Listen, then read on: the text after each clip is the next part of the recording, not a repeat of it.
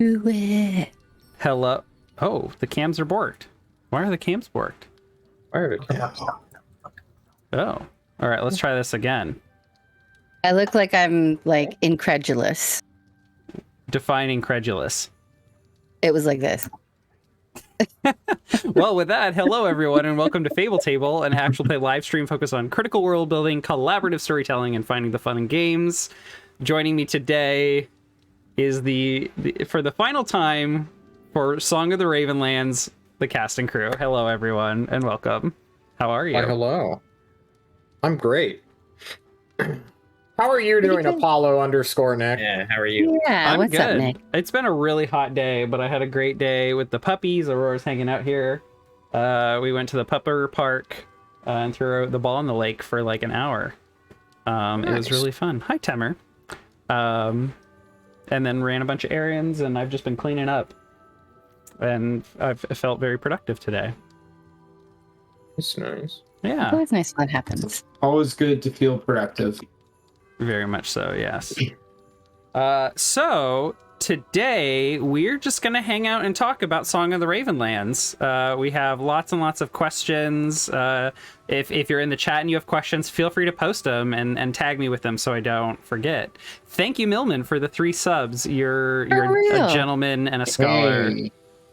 What a beautiful man. Oh, nice. Oh, Oh, you're so good. I miss that middle Thanks, man. Millman. Yeah.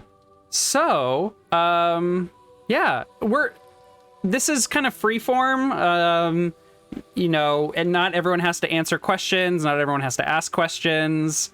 And if you have questions for me, both as players and as collaborative storytellers, hypotheticals, like it's basically all fair game. I'm just not going to talk about everything season 2. So, hello Travis in the chat. Hello Millman. Oh my God, everyone's showing up. This is great. So, Get in as many people as possible. yeah. We have a season 1 postmortem channel that myself and a few other people have posted some questions in. So I think that'll be a good place to start. And then if anyone posts a question in the chat and I miss it, feel free to do a call out. I know not everyone is necessarily caught up on Song of the Ravenlands, so if you want a spoiler-free stream, goodbye. Thanks for coming by. You can catch this VOD Catch you later. after you finish the season. Nice. And you can always, reach out to us and ask us your questions about our characters, about the story, about our perspective as storytellers and role players. You can ask, if you want to ask John when he found out that Dungeon World was his second favorite tabletop role-playing game. With My most with favorite Honey Heist. Apollo_Nick. Well, I was gonna say second to Honey Heist. True. Alan's a good one too. I love Honey Heist, man. I wasn't gonna mention it, ApolloNik. I was gonna be polite and respectful, but now that you've opened the door. Oh, God. Oh, Andy, what'd you think about Dungeon World? Yeah. So Andy, this was your first time playing a tabletop role-playing game. This was my first ever tabletop role-playing game. So tell us about your experience. It was good. I think there were definitely some episodes and arcs in which I literally, you could tell I was not going the way the story was trying to tell me I was supposed to go. But otherwise, it had a great experience. So I'll look forward to doing more. Definitely, had also days where I disliked the rolling system because it felt like it was against me. Mm-hmm. Yes. One day in particular that I'm thinking about. But That was a good day. I don't know what you're talking about. You leveled up. I did level up. I generally am prepared to distrust Nick at board games because he's a cheater. So I tend to blame him. I've never played what's felt like an honest game of viticulture with him ever in my life. So, but no, I'd agree. Great first whatever tabletop role play game. Well, Shannon. Andy, No, I'm hijacking this stream, Okay, guys. all I'm right, sorry. John- I'm the host now. John- Shannon, John's in I control heard here. that you played Dungeon World before. You came primed. We three never played before. I love Dungeon World. I specifically love the mechanic where, like, if you fuck up a roll, that just means that you get to level up. Where I have played 5e before and I enjoyed that as well, but I feel like I like the freedom that Dungeon World affords. You know what I mean? Like for injecting like homegrown shit. Homespun shit. So I like Dungeon World a lot, actually. I know that you hate it, and I can tell by the look on your face right now that It's you're so dying bad. I inside. disagree so much. You are entitled to your wrong opinion. So I love Dungeon World. I'm unashamedly, I love it. So, John, that's okay. you, Hang on. No. We're going to Brian next. I want to know what Brian Oh, thought boy. about Dungeon World, the system. I think Dungeon World, the system, wasn't 100% designed for the narrative intensive game that we played. However, I still did enjoy the system and the game for the reason of the way you can take and manipulate the abilities and skills, and with creative thinking and creative role play, get them to do a whole lot of different things for you that are outside of the design of the game. It is an open enough system that you can play around with it, and if you're sneaky enough or cheeky enough, you can really manipulate things and have fun. Now you may ask me, ApolloNik, what is it? so John, you've been unabashed in sharing your feelings and thoughts of Dungeon World behind the scenes. So for those of our viewers who maybe aren't aware, what are some of your gripes with Dungeon World? And I'm gonna keep it concise, please. No, I'm going to give it its strengths. That's Okay, what I think all right. I'm going to do. We're going to be aggressively positive to this I appreciate cheap that. ripoff of 3.5. It's okay. Overall, I understand why people like it to an extent. But for its time, I think that we as a community of tabletop role players have grown above and beyond it. Otherwise, freeform roleplay. I don't believe in that. I did The like dictator in you wouldn't allow it. So there were two mechanics that I really liked about Dungeon World. And that was armor negated damage, which was an interesting narrative and mechanical interaction, as well as experiences gained from failure, which I really, really did enjoy, because then you can gain yourself around having the shittiest stats as possible. So I was constantly trying to roll strength, constitution, and wisdom checks, and it, without failure, boosted my experience rates to the max. I munchkined your system. I probably shouldn't have done it, and maybe I would have enjoyed it a little bit more if I didn't. But maybe. Having 18 decks and suddenly just popping off out of nowhere in combat felt glorious. I felt like a fighter when I was able to fight. Good. Thank you. It's good. That was my spiel. Okay. So, Don, do you? Oh, go ahead, Andy. Do you think that you have a lot more exposure to this world? Do you think there are systems that would be friendlier to a newcomer like me, or do you think this one has or you think this one is friendly to newcomers? Dungeon World, after rigorous study to debate Lord Nick out of his position that it's a good game, is really just two guys homebrewing a already established game system, or game engine as they call it, and just fitting it with World of Warcraft, Warhammer 40k, and Warhammer Fantasy stuff into it. I don't know. 5e is great, Nick. I think you make a wonderful dungeon master with 5e. I've run games in 5e. Trying to think of any other system that would go well with the Ravenlands.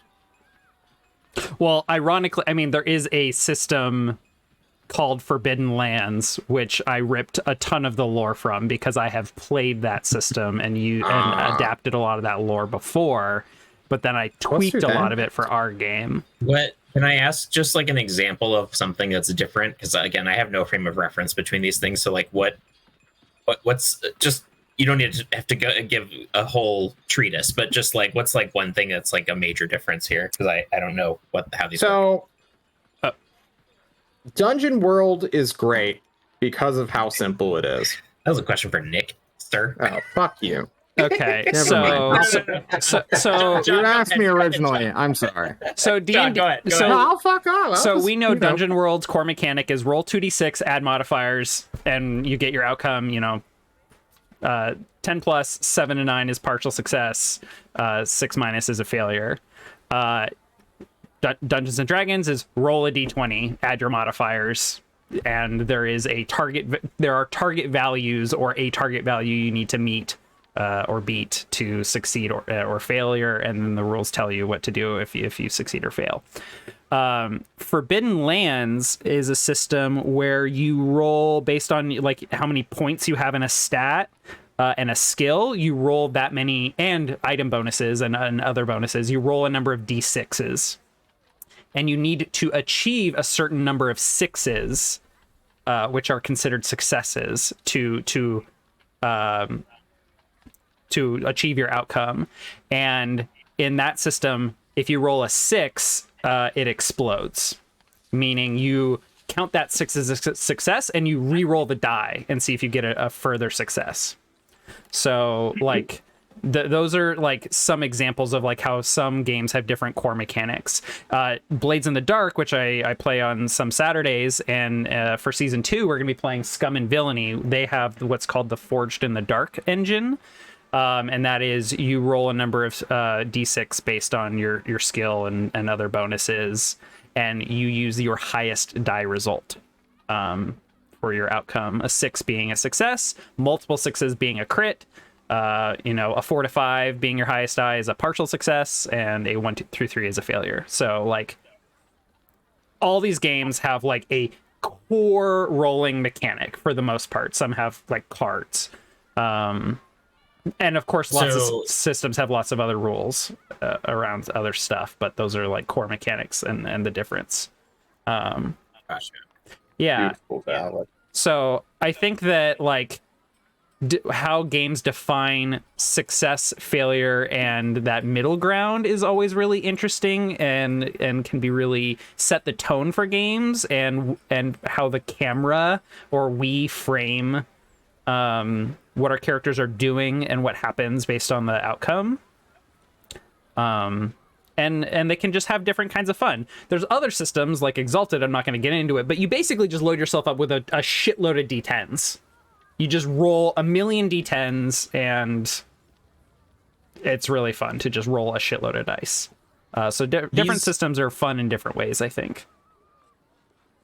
Do you prefer ones that give you more kind of like a thicker threshold in the middle of like the partial success area, since there's like, I guess, more story option there? Or I don't particularly care about probabilities. What I care about is on the back end, how does the system equip the player, equip the storytellers to interpret a die result and feed that back into the story and present interesting choices.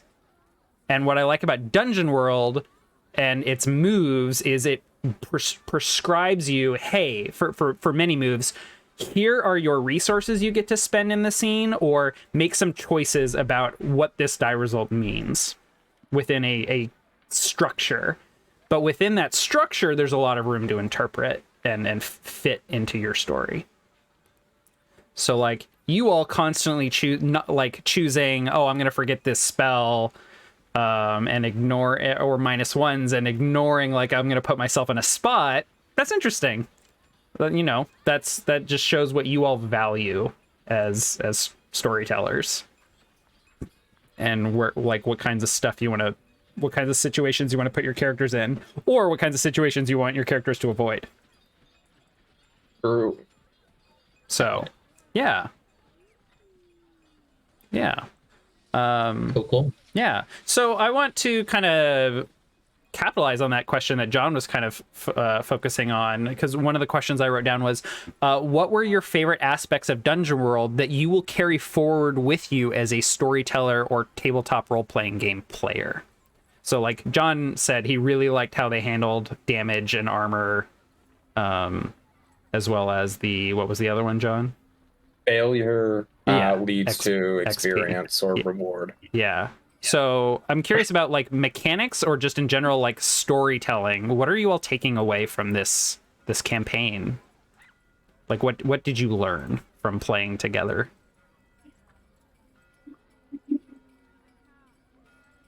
Well, so I like to write. And one of the things that I really struggle with, because I'm not a very good writer, is being mean to my characters. Like I'm really bad at danger and drama and that kind of thing. And I like that, like, I like partial success roles or partial failures, because like there's a little bit of both and you can still get the thing that you want, but it helped me to think about like how do I make this okay, but also how do I like fuck with my characters? Do you know what I mean? Like how do I like ratchet up the drama a little bit? So like I've always struggled with that, but I think that playing like role playing with you guys and just D&D in general helps me to like it gives me the freedom to like kill my characters. I have a really hard time with it. So I don't know. It's just that's something I've taken away from this. Yeah, absolutely. I agree. Like leaning into drama, leaning into tension, and especially like with interpersonal or intercharacter relationships, leaning into that dramatic irony where like we know what's going on, but our characters don't necessarily. So we can like make that like lack of knowledge or lack of information really interesting.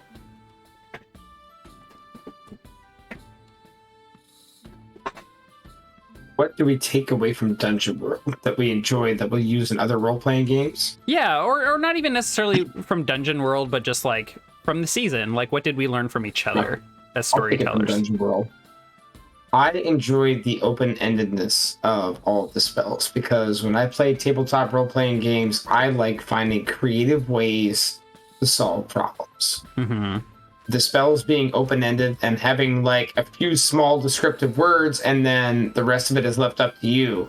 I can find nifty and fun ways to get the information I want with the different spells that I have, like using Words of the Unspeaking to learn about an item and then take some information from that and use it some other way, using divination to look upon a scene and then get that information and then solve a problem with that.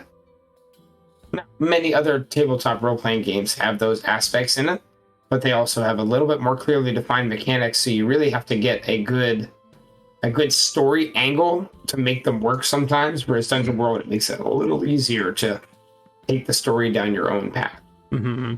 Yeah. I love that the moves really like hand players a paintbrush, and encourage as much like creativity as they want. And I think it does require like a preparedness to have like a conversation about the story, and nobody like tugging at that paintbrush for themselves like completely. But I think we had a really good time, and I just want to applaud you all for like being willing to, you know, as players, grab that paintbrush and just go to town with it. I think we made a really awesome story together. It's fun. Yeah. I have to say, you and I, Nick, have played The Quiet Year a few times before. And that's usually like, I'm always surprised by how much I enjoy that because there's really no action. You know what I mean? But it's all story and you're pulling cards and it's like, well, what do you think happened in the town then? And it like, I love those kind of prompts because it really forces you to like stretch your creative muscles and be like, okay, well, we've already got a plague and, you know, everybody's starving. So like, what can I do now? You know what I mean? It's nice to like, I don't know. And it's also really nice to play with so many different kinds of people. You know what I mean? Just to get that, because John and I are diametrically opposed in just about every way that it is possible for two people to be opposed to one another. So it was really like a challenge to play like against someone who like who has like their own agenda and who's like, you know what, I'm gonna fuck up your day. And it's like it's not necessarily a bad thing because you add that, you know, we throw a wrench in each other's works. So it's nice to get the differing viewpoints. Who wants to like hang out with people who are exactly like them? I don't like myself. I don't want to hang out with a bunch of people who are like me. I want to hang out with different people, you know? So yeah. I just want to thank Shannon personally for not taking anything of what I did personally. I'm a troll. I like having fun at other people's expenses sometime, including my own. And what? We hit that dynamic immediately and just did not let up on the gas the entire stretch of the way. Like, we were truly on a character opposition scale immediately, like within the first session. And I thought that was just fantastic that we held that all the way through. We tried, like, there was a moment like, can we reconcile and work together? No. Absolutely not. It was great. Hey, let me try and pay you back. No, fuck you. Yeah. I have paid taken your money. No, you haven't. I don't accept it. I will keep punishing you. Yeah, it was fun. Do not kill my Sky Papa. What is wrong with you? What do you want? Oh, Lord. Oh, my God. You're a sick man. I had a good time. It was nice. John, how many sessions in do you think you realized you were going to try and kill gods? That's a good question. Are we ready to move on from the yes, question? And this is a great segue into another more broad question I have, but I love the specificity of this one. I know, I assume that you just as a person have the desire to kill the concept of God, like that. I feel like that's just a personality trait of yours, but like, not in like an angry way, but just like almost like an ambitious way. Like I like the idea that people have that. I don't know. There's like not a good personality word for that, but there's like, you know, you want to, launch at the things that are or purport themselves to be higher, which is, I'm sure there's a much more succinct way to describe that. But how early in the story do you think we were that you were just like, oh, there are gods in this world and I'm going to kill them? Okay, so there's two ways I can answer this. One is the genuine, actual truth way, and one's the meme answer. Which one do you want, Andy? Give us both. Yes, both. Meme answer, then we'll start off with the easy one. Apollo said he had a stat block, so I'm like, it's go time, baby. Let's get him. But on the actual taking it more serious question. John, I just want to say that I never actually wrote any stats except for damage for one of the gods. You told me they could all die I meant several times. I could write them. Look, when your DM says you can kill a god, you might as well take him at the face value. Seriously though, Wick started as a concept of really liking the idea that Rust was just misunderstood and other people were using his teachings as like excuses to be evil and be bad. So he's like, that what in the first series, it's like, I am the true follower of Rust. You all are like heretics and blah, blah, blah. So in the initial bit, like, I was a zealot and a follower and being like, yeah, this totally makes sense in my worldview of like, everyone else is crazy. I'm the only one who's sane, and you fuckers need to learn to be more religious. And then Rust became an interactable PC or NPC and proved that I was incorrect. So When your god says, no, I am laughably evil, it's like, oh, it's time to evolve my position then. Why is Rust laughably evil to you and not what you initially thought? So John has Wick, this conception that gods don't directly influence the world. Okay. So I was going in to that similar thing of like, they're removed. If they're real, they are a single thing removed, right? They're not Zeus coming down to seduce every single woman alive as a geese, right? I was just gonna say. Sorry, Kevin. Oh my god! It was more now I Greek understand. mythological. Now I understand Untitled Goose Game. Okay. Yeah. Go ahead. But it's like, oh, like, okay, they're a step removed. What you're saying is complete jargon, and you're just being an evil guy. As like all the bad clergy and the Church of Rust, enslaving demons, blah blah blah. But in actuality, it was 100% the case that the deity himself was running the church and actively plotting these nefarious schemes. So it's like, okay, well, fuck. I guess I gotta go beat him up now. So it was like at that turning point of like, oh, yeah, Rust is a clown. He is the Joker, and I am the Batman, and I'm gonna go and eat his corpse now. And then it just kept progressively going into madness, I suppose. You obviously read and are exposed to a different Batman series than I'm familiar with, but I like that version. Yeah. Yeah, I laugh. Okay. So just to make sure everyone else is getting airtime, my question for all of you is, for all of you, what kinds of story arcs did you have in mind for your characters when you started, and did it change along the way? So obviously John has talked about Wick and his relationship with the gods, and John, you're welcome to expand more on your plans for Wick, but I want to hear from the others as well. So, like, when we started, did you have, like, an idea of where you wanted your character to go, or what you wanted them to do, and, like, did you fulfill that? Are you on the way to that, or did it just completely change? When I started with Merrick, the concept was I want to explore interactions with a god in the world, and I want to try to learn about everything. Things that people want you to know, things that people don't want you to know. And then see how I could use that to manipulate the world around me. And I think he kind of went along that path. From the fact that he ended up getting a lot of decent interactions with his deity, which ended up being a lot more personal than I expected as the story started. But as far as learning about the world and learning about things that people didn't know, I don't think we ever ended up hitting that arc, because we ended up doing more interactions with people than I expected, as opposed to information or mysteries. And that ended up being okay. Okay. When do you feel like Merrick understood Worm?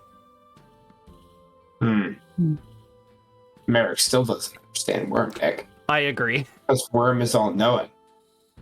Is he?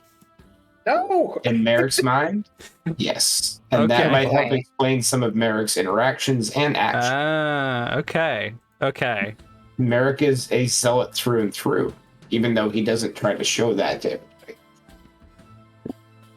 So there is, like, just complete trust there and almost blind faith. Yes. Which is ironic, since Worm's whole thing is, like, gather information, don't make decisions blind. Yes, absolutely. I love that. Trust in your deity to help you make those decisions. Oh my god. I just realized the dramatic irony of Merrick, like, being able to look at things and completely, like, understand them. And just being so blind. I mean, so, like, I made a specific and intentional choice that Worm, like, is not going to show up in the Ravenlands unless he is coaxed somehow to do so. And one of the kind of story beats I had planned for Vale was that he was going to try and convince either you or Wick to like have like bring Worm to the world so that they could like trap him. We didn't end up like having that like show up as there wasn't a good moment to pull that in, but I kind of had that in my back pocket as like an interesting like why don't we explore why Worm doesn't want to show up? We're like yeah, we know that Raven is kind of AWOL, but like so is Worm. He's only, you know, making phone calls. He has not shown up. People haven't seen him. Why is that? And I think that's still a mystery. I think it is. Yeah. So, yeah, I think there's a lot more to learn about Worm. And I know that the Grim Streets of Alderstone team are also very interested in Worm. And even though they still haven't like communicated with Worm at all. So, you know, we might learn more there. We'll see. We'll see. Really funny though. Yeah. Andy, Shannon, any thoughts on like your plans for Basil or Cacophony or Chives, and then how that ended up going?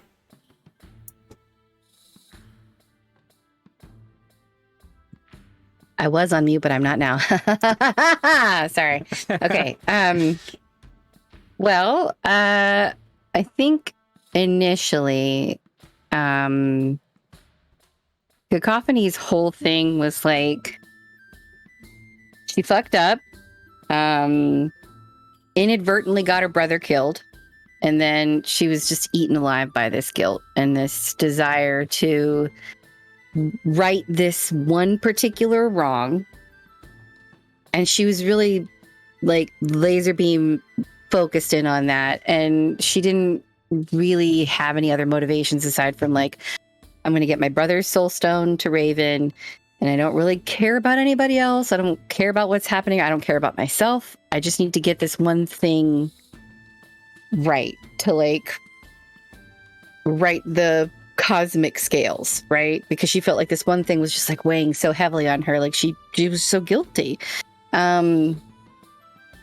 But then, you know, she died like way early on and she lost her soul. Mm-hmm. And then it evolved from there. I don't think that I had no great motivation in mind for Cacophony whenever I created her. She was just kind of like, you know, stealing things and eating dead things. And she was just generally being a fucking bird. And she liked shiny shit and she just wanted to deliver her soul stone. So like, I think the thing that really changed the most was like with the introduction of Raven, like after having met Raven and just like realized like how apathetic he was about everything and how, like, I mean, maybe apathetic is the wrong word. Like he was just like despondent and like sad, but like also not willing to, he was like unmoved. Like he refused to do anything to help himself or to help anyone else. And it was just like, yeah, this motherfucker. So yeah, so that like changed everything. Yeah. Well, when I wrote each of the gods, so this story to me like is a lot about the pandemic, the COVID pandemic. And at a very high level, the gods to me represented like people whose world that they had made was falling apart. And they each represented a different kind of reaction to that. To like a world that is so broken and impossible to fix. And not knowing what to do. Or like struggling in a different way.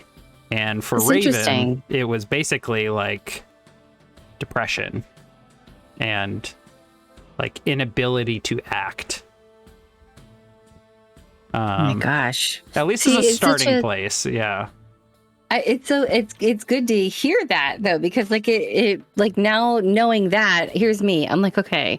So Rust is like the far right supporters, right? And then Vale is like the Antifa, and then and Flo is like like straight up just like a wine. I think I'm Flo. She's a wine mom. I'm like, I'm giving off kooky aunt vibes and getting drunk in the middle of the day and making fucking blanket forts in my living room. Like, this is real. This is happening because like I'm reverting back to in my adolescence because I can't deal with the real world. Like, so this is like, that's so interesting to hear you put it in that context. I mean, I always knew that it was about COVID and the pandemic, but I didn't realize that it was like that each of the gods was based on like how we were all falling apart differently. So it's nice.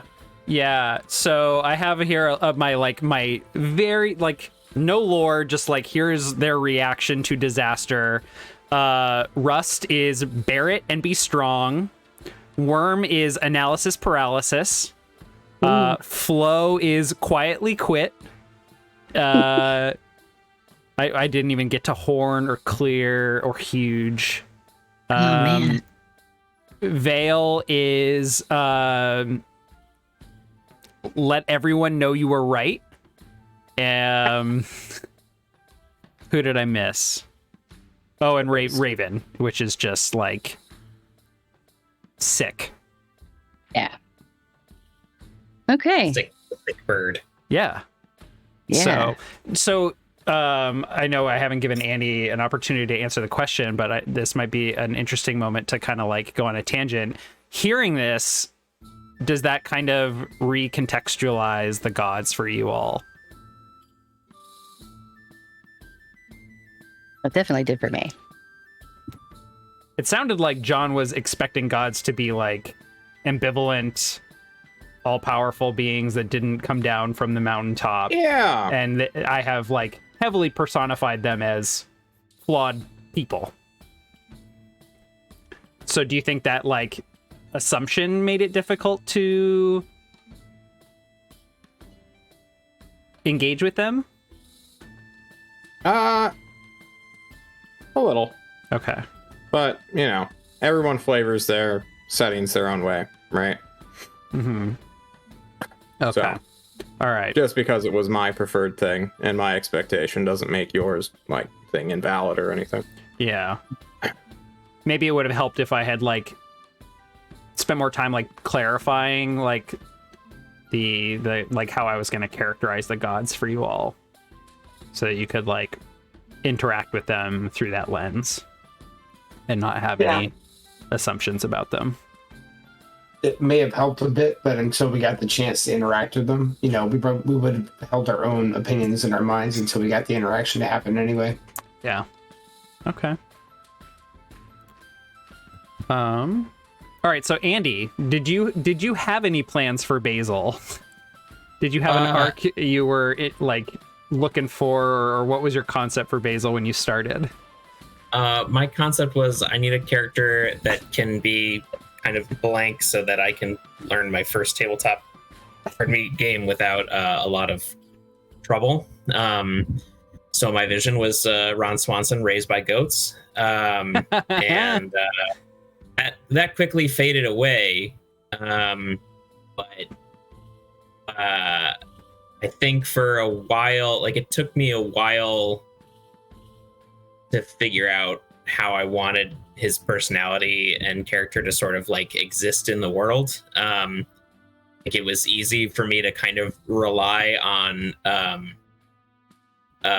Chives and Chives's like existence on another plane to sort of be his moral compass, and that way I could, you know, just sort of invent whatever and not have to have it make sense for the character and just have it be like, well, there's goat reasons for this, so who cares what the rationale is. So it took me a while to kind of like figure out what Basil was actually supposed to be, which you helped with a ton. So I appreciate that. Kind of zeroing in on what the character was. I just to follow up on your conversation about the gods, I will say that like I think like Brian was expecting them to sort of, or was it John? No, one of you was saying you expected them to be more elusive, less kind of part of the world, like part of the world in the sense of like the way we think of the Olympians in the context of early Greek folklore. Like, Yeah. Like they're there and they're like doing their own little weird machinations, but they're not necessarily like fully participating in the story more than for like a blink of an eye. And I think once we interacted with them and were introduced to their agendas or lack thereof in the case of Flo,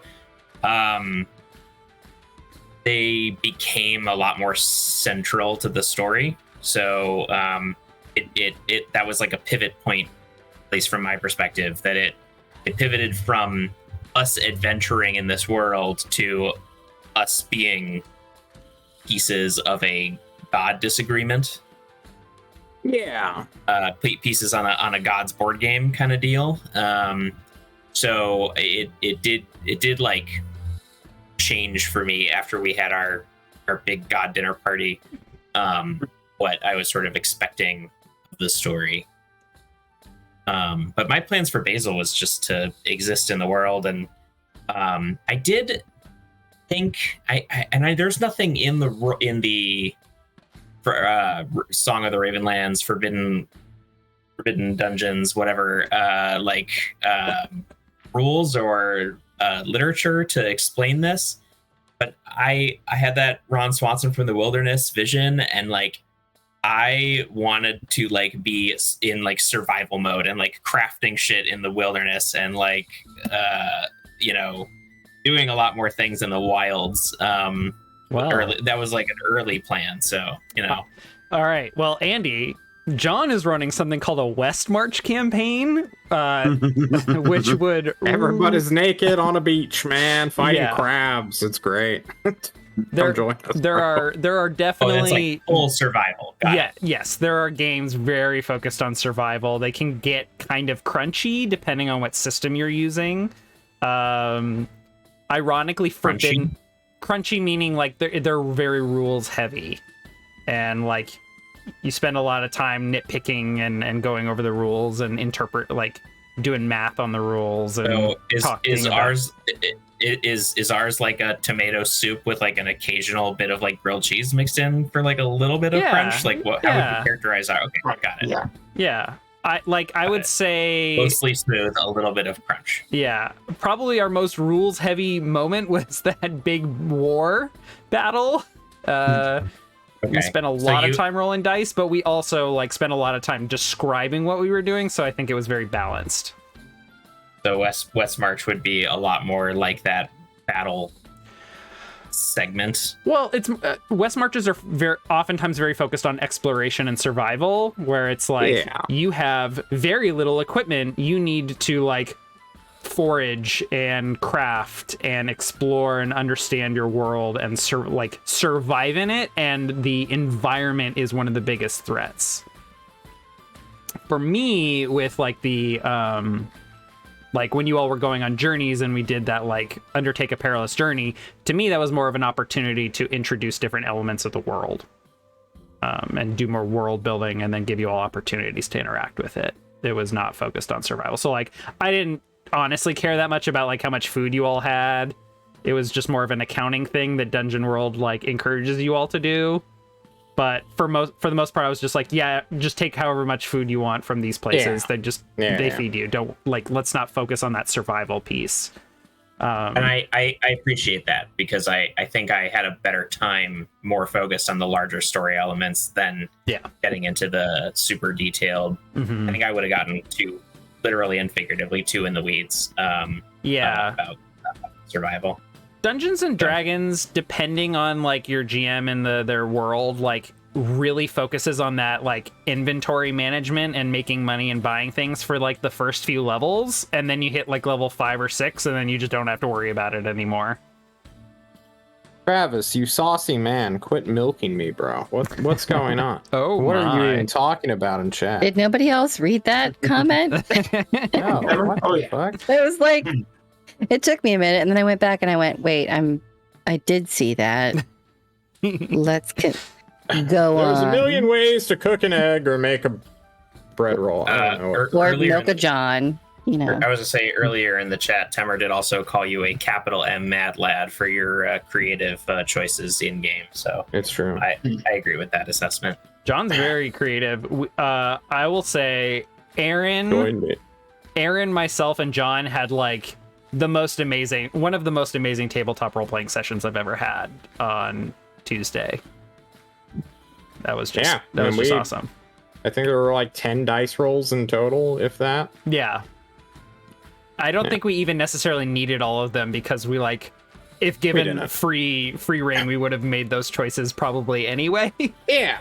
It was so good. It was so good. Well, some of that. So the secrets are coming out today, guys. If you really want to buy time, just roll a dice and then be like, now try use this distraction to think about the next plan. Ooh. Oh my god. Yeah, one of the best tools as a GM is just like sit here and go, let me roll a die. And I don't even care what I rolled. I'm just thinking. Let me dig through my notes real quick. I'm just staring at a blank screen and it's like... Anyway. Okay. I knew it. Let's move on. Do any of you have any questions for me or for each other? Well, this was your first like solo GM like multi-episode thing, wasn't it? Kind of. Kind of. On another streamer's channel, I hosted a dungeon crawl using Dungeons and Dragons. It wasn't really that narratively focused, so like I spent hundreds of hours preparing the dungeon, and then we just played. And I didn't have to do a lot of prep. How I met Everyone died. Yep. In that spirit, you asked us what our plans were for our characters. Did you have other initial plans for our arc that we (parentheses John) messed up? Yes, John fucked up the first thing I had planned. And he and I talked about that. It was the Elder Rubies coming together through Luceren, who was designing basically an Infinity Gauntlet to like harness the power of these Elder Rubies, and they are still very powerful. And I have found other ways to loop them in, like the Church of Rust. You all were it was described to you that they've been gathering rubies and other magical items and taking them back, shipping them back to Alderstone.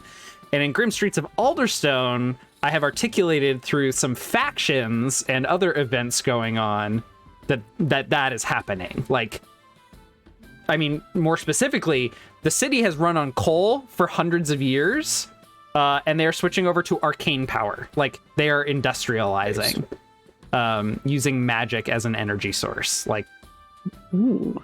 And they're just melting stuff down and burning it.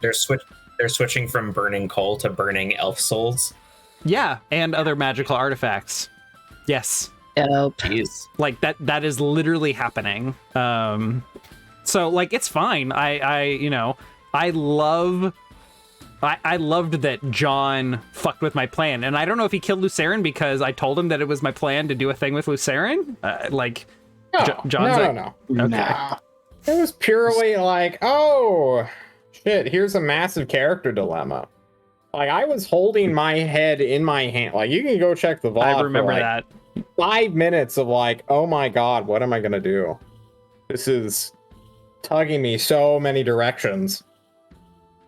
And we went with the bad end. Well, you had that vision. I didn't think it was a bad end. I think it was Wick deciding this is what good is. Good is eliminating threats before they become evil. Yes. Yeah. That was a huge theme for Wick, which was really interesting. Yeah. Fun fact about Luceren, he was going to be my backup character if I died, like if Wick died outright. Because I had like 2 character things, and one was I wanted to be a weapon that somebody else held as like a fighter.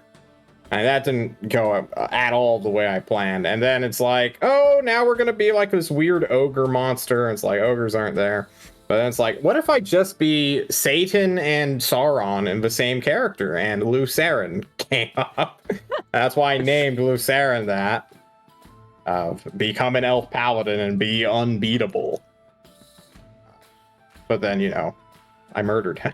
So, Yes, you did. Yeah, that reminded me of, did anybody else watch Transformers when they were a kid, and like how Starscream would like transform into a gun and then like someone else would use him. Yes. Yes. That's what I wanted to be, essentially. Oh man, I was like, that seems like Soul Eater, basically. Yeah. For anime fans. Okay. Well, anyway, sorry, didn't mean to like derail, but like, good. as soon as you said that, I was like, oh man. I just wanted to flashbacks be a boss to, like, more, Saturday morning everyone. I cartoon. don't know. So Rumble Roar is lurking right now, and I know he's playing Noita because I've seen the pop-ups from Steam. But he posed a question that I want to get to before he has to go to sleepy bedtime, because he's an East Coaster educator, so he can't stay up too late. So he asked, what was the most surprising thing that happened during season 1?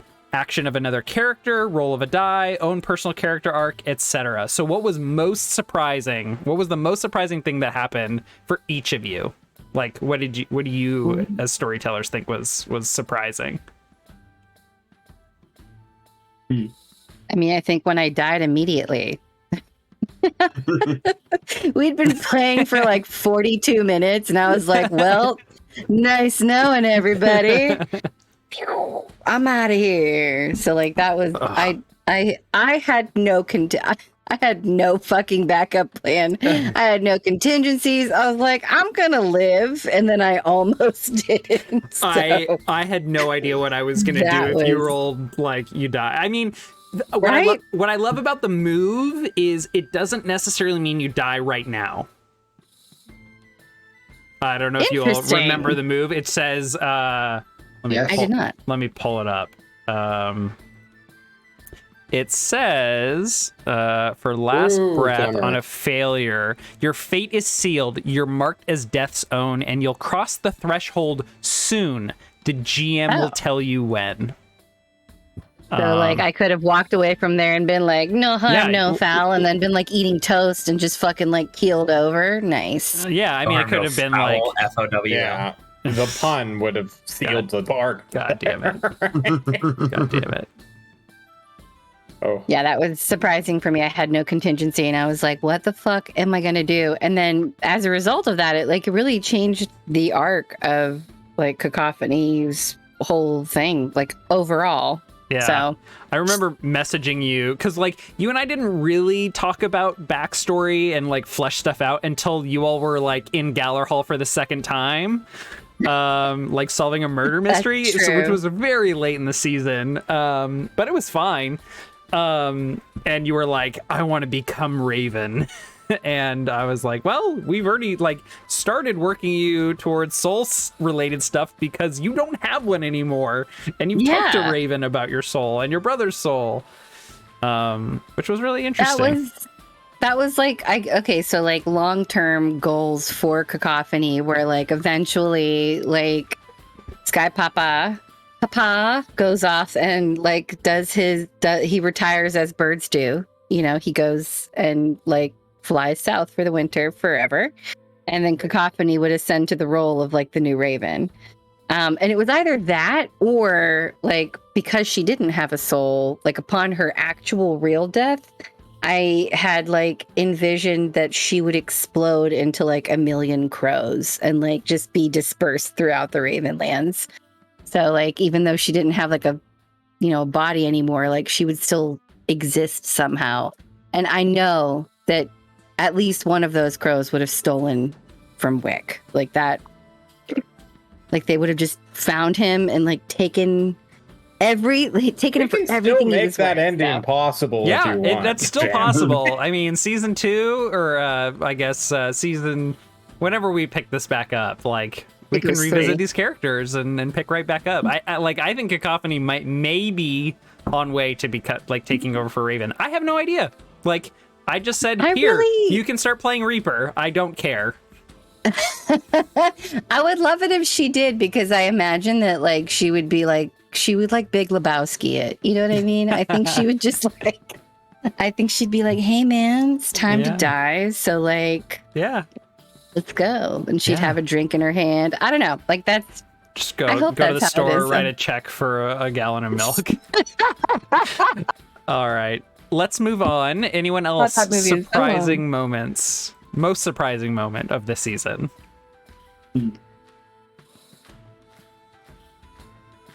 I really want to know what John's most surprising moment was.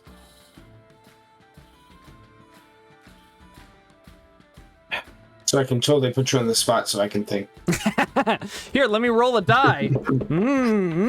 Yes, you start to see a thing. We had a lot of weird things happen. But I, as a great and expert, humble and kind dungeon master myself, unfortunately have destroyed all sense of surprise I have. However, what I was surprised with was ApolloNik not killing me and you when we had an army of undead around us, and he pulled out the literal fiat of a god showing up and telling them not to murder our characters. The Rust brothers surrounding you? Yeah, that's where I was going to go with mine. We had that big dramatic duel, and I almost got one shot. Yeah, I remember. Fucking 2d10 plus $1 million armor. Yeah, fuck that. Oh, that was a surprise for sure. That was surprised we pulled that off.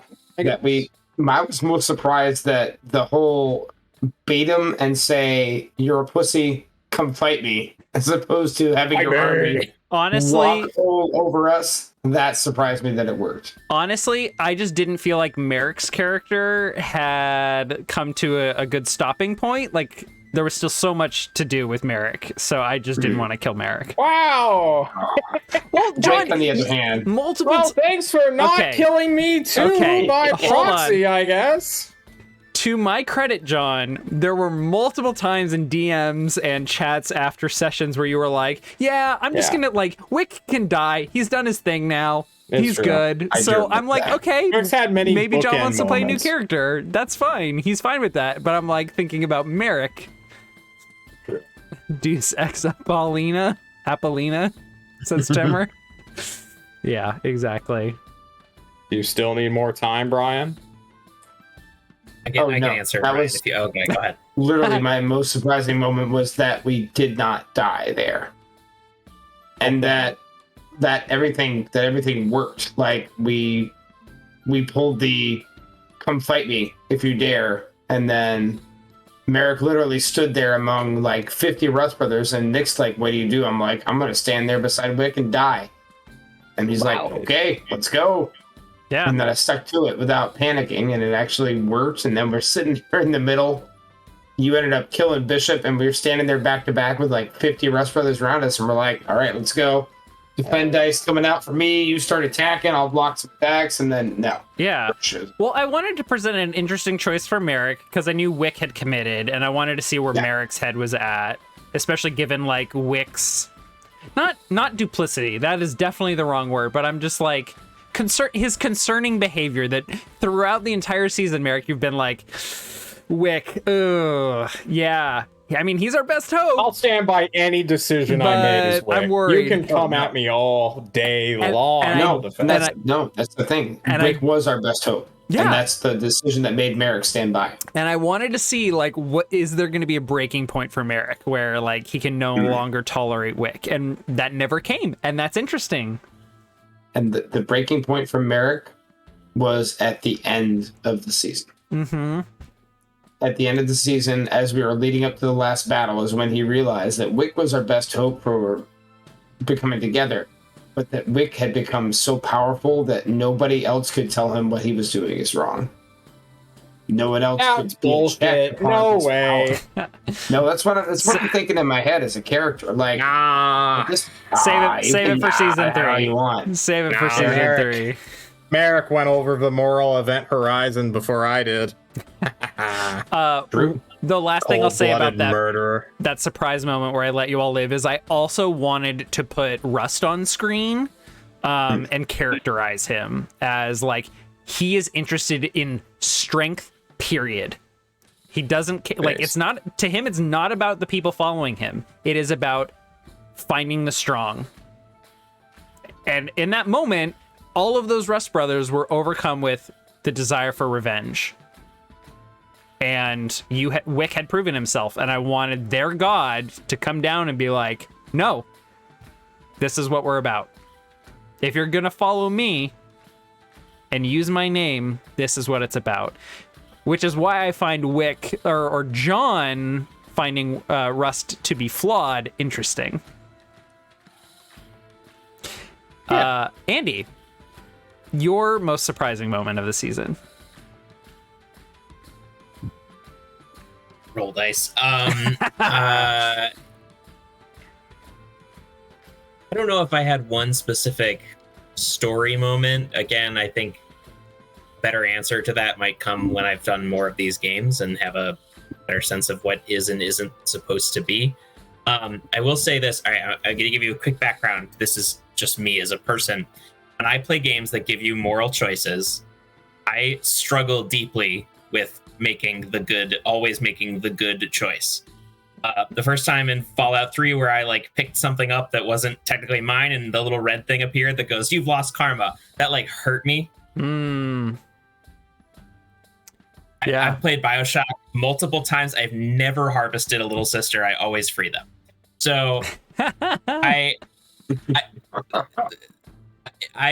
want and that was definitely an attitude coming into this game of this is gonna be a morally just upright person in this world, which translated with my newness in this of just passivity.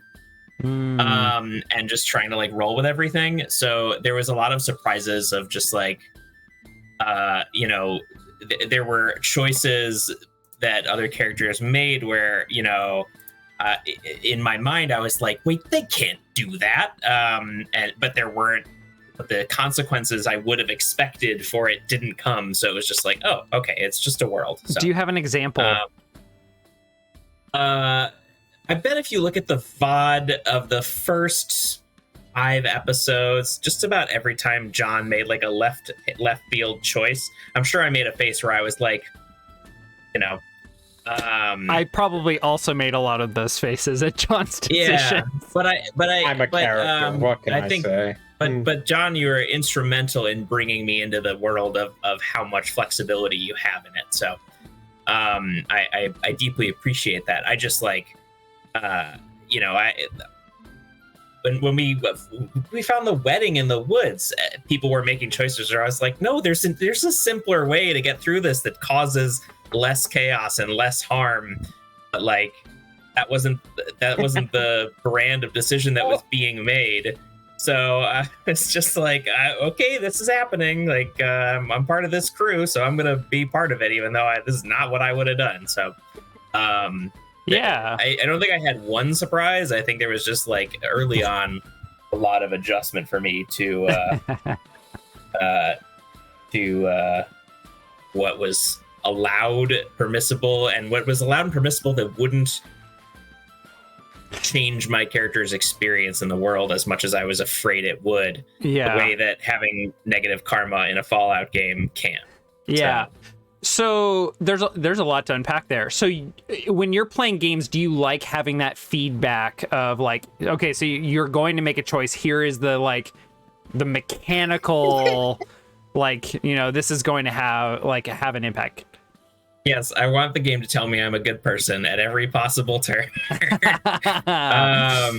Yeah. No. I like having games in general that give you a moral choice and tell you, oh, this is the bad choice. You're allowed to do it, but this is the bad choice. I found that early on in my time as a game player to be a really intense motivator to pick the good choice. Which is not reality or necessarily sensible, but yeah, I think that it was that there was just no response to doing something wrong. What was happening? John is reacting because his new emotes. John got some new emotes. I don't made them for me. I don't see them on my list. Can I? I had to refresh Twitch. I am trying to use Streamlabs, so yeah, it's behind. Okay. Anyway, yeah, that's okay. Do you feel like I communicated what the consequences were going to be enough? I feel like, I mean, I'm a GM who's like, whatever your decision, like, there will be an outcome. You may not see it right away, but like, you all choosing to steal stuff from like the wedding and fuck up the wedding royally did come back with at the very least narratively interesting moments, and like a moment where you had to apologize. Like, I think Merrick apologized to them, or maybe it was Cacophony, I don't remember. But there was like, oh, they're here, they're in the tavern. Like, I had like at least a narrative payoff. There were good narrative payoffs. I think what surprised me was that they didn't change the larger arcs a ton. I think for a while, once Basil was like aware that Wick had killed Lucerne, but like was like outraged that there was no call for justice and no recompense and no like addressing of it. I think that was something that I was just like, why isn't there more waves from this monumental moment? And obviously, because Andy, you want to know the secret? Because you kept it from happening. I get it. Okay. Because you were metagaming. You shouldn't have known either. But you forced yourself to know. So fuck you. John wrote Lucerne as a hermit, so like there was no one to speak for him. Like, he chose that life and chose isolation. And he just wanted to make the One Ring. Yeah, like that. And then a hobbit showed up and stabbed him in the back. But Wick had to face Cascadia, his like Lucerne's former lover. So I did circle back around and put that emotional moment on Wick. Oh, for sure. It's just that like she didn't find out either. And you know what? Like, that happens. That like, but I like. I think I also gave Wick like a debility until like, quote, he dealt with Lucerne's death, and like he couldn't healing potion to remove that. He couldn't heal to remove that. It's just there like until he deals with it. So I gave that to John, and I don't remember if he complained or not. I think he said okay. And he was cool with it. I liked it. Yeah. And then we had that like, hey, I did this. You should know as well. Maybe you'll understand. And it's like the last moment Wick reached out to another creature before he became a Machiavellian villain. And it's like, it's all about utilitarian now. We've done it. It's time to move on. No more feeling guilty. We're gonna go eat gods. Jeez. Delicious. All right. Someone's got to stop him. Any final thoughts before we move on to the next question? No. Okay. Yeah, hit us up. Have any of you thought of a question to ask? I mean, I posted like one for everybody except for myself. How much? We'll get to that. I want to ask Travis's in case Travis has to go to sleepy time, because I know Travis posted 2 questions and middle of the day for is him. an East He's Coaster. fine.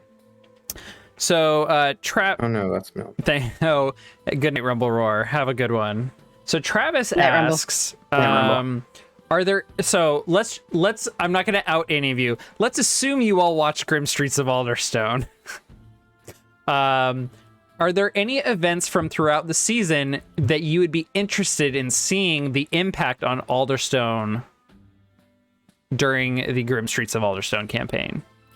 I don't know if other than the Rust brothers are like raiding and pillaging in the background and slightly in the foreground, I don't know if there was really much that went on that would have an impact on Alderstone other than the very final... The end. Yeah, the end. The dropping of the veil. Yeah.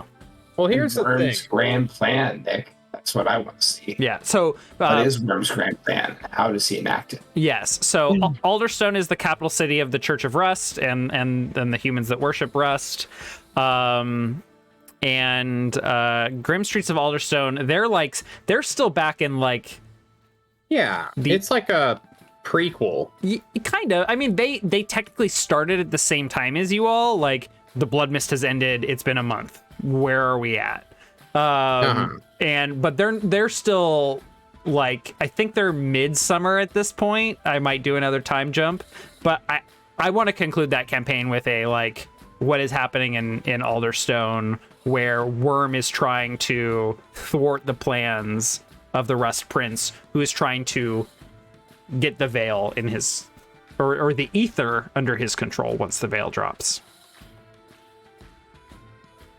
I mean, my big thing, I actually have an answer to this one, is that I left Wick building a nation. And if that doesn't come off as, like, rumors and things are happening and, like, doesn't get picked up on at all by even the background NPCs, I'm going to be a little upsetty spaghetti. I'm like, fuck. Not nearly as influential as I thought I was.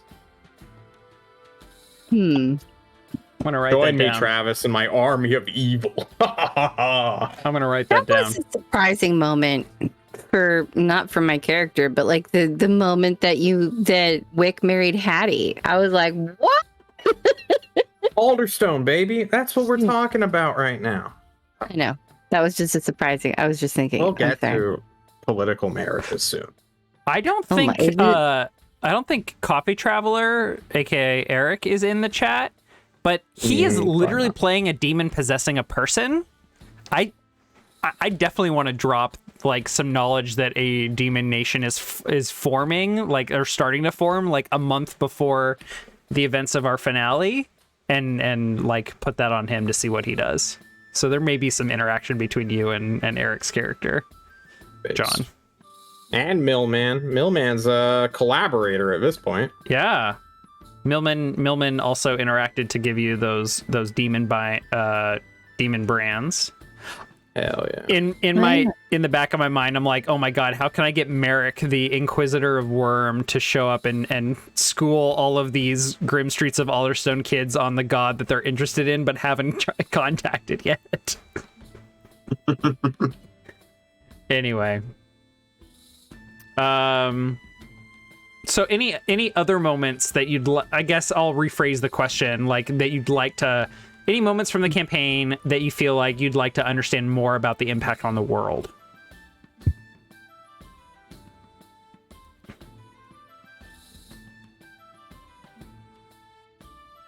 Well, we never really touched on the wizards very much. The sexy battle wizards? Mm-hmm. I think I told John this after the finale. With the veil dropping and magic being completely fucked, their tower, which is essentially just a massive TARDIS from Doctor Who, it is jumping all over the Ravenlands. And, like, I think I told John, like, rooms are on fire. Rooms inside there are just on fire. And I have a plan for what like, that is the one encounter I have envisioned for the next season of the Ravenlands. Is you come across the tower. What the fuck is going on with we should all just neglect our old characters and become wizards and have to deal with that. We're just gonna play sexy battle wizards nonstop. Based. That game was really fucking fun. Yeah. Okay. Sorry, Travis. I think your question is difficult to answer because most of the impact on the greater world was in my court, not on the characters, and I didn't really show a ton of it on screen.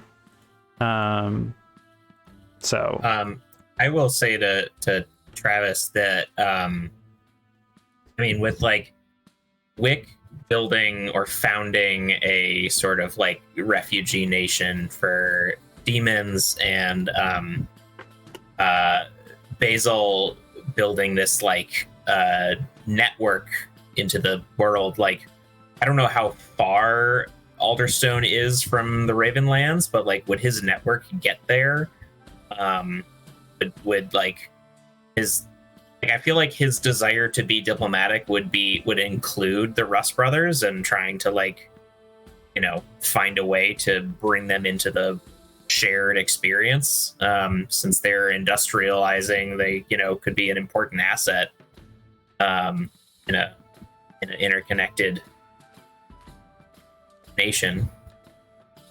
Can I say they'd be an asset and not instantly a colonizer?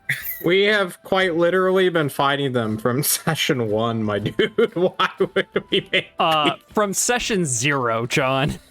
Yeah. Like, well, I just the don't know. history like of the the idea. world I gave you is they are trying to colonize the Ravenlands. And there was like 100-year war.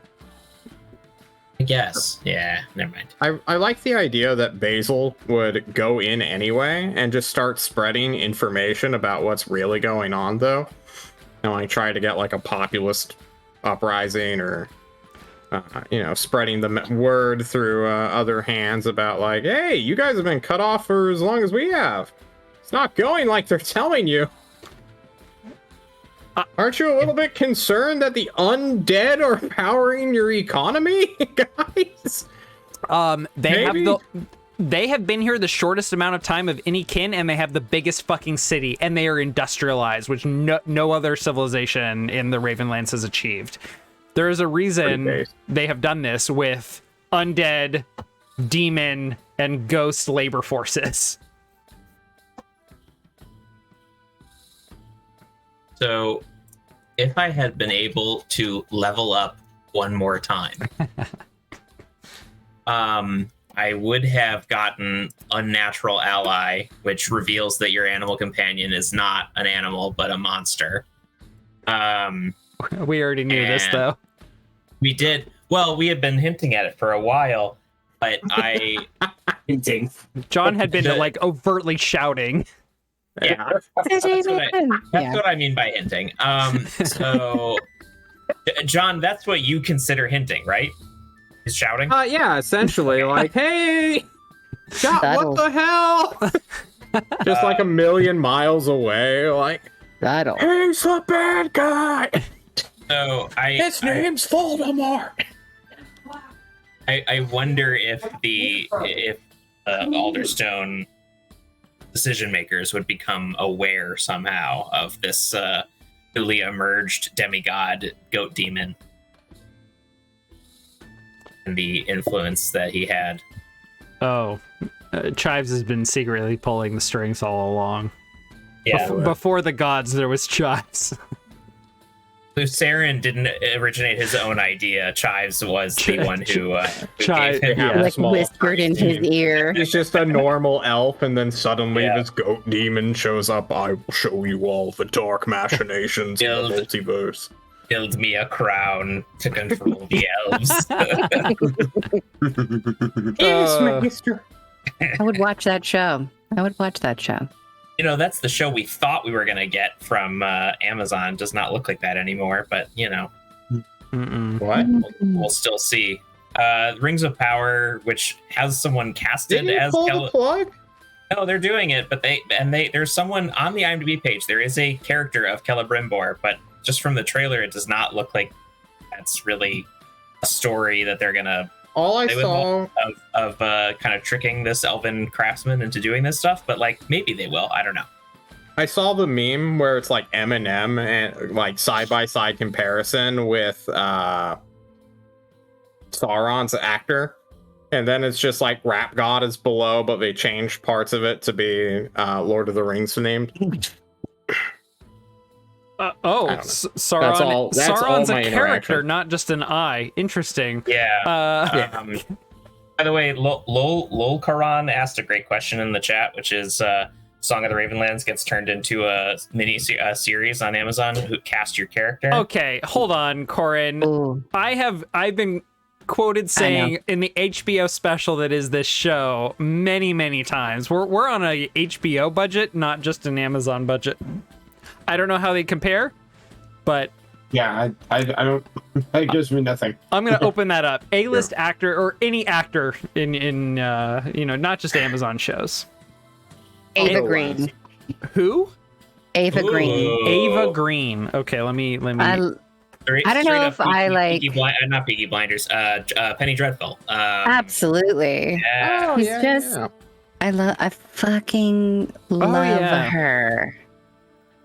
Yeah, yes. Look, Can you just imagine her with like feathers and Oh yeah. like Oh yeah, beachy. she's got the hair and the eyes for it. Oh man, I love her. that kind of Ava like Green, 100%. discerning and calculating stare and She's like wild looking hair. down at you, even though she's much, much shorter than you. Like, I love that. Oh yeah, That's a talent. very nice. Oh, she's French. Perfect.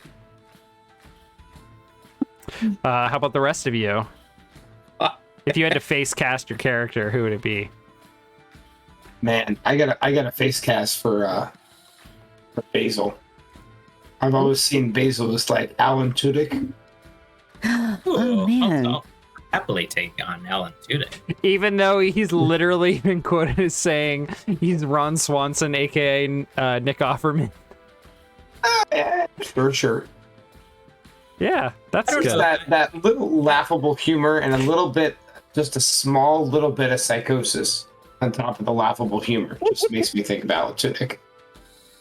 Yeah, I mean, there's a grave difference between Ron Swanson and Nick Offerman. Yeah. Like, Nick Offerman is a giddy man, a lot like Alan Tudyk.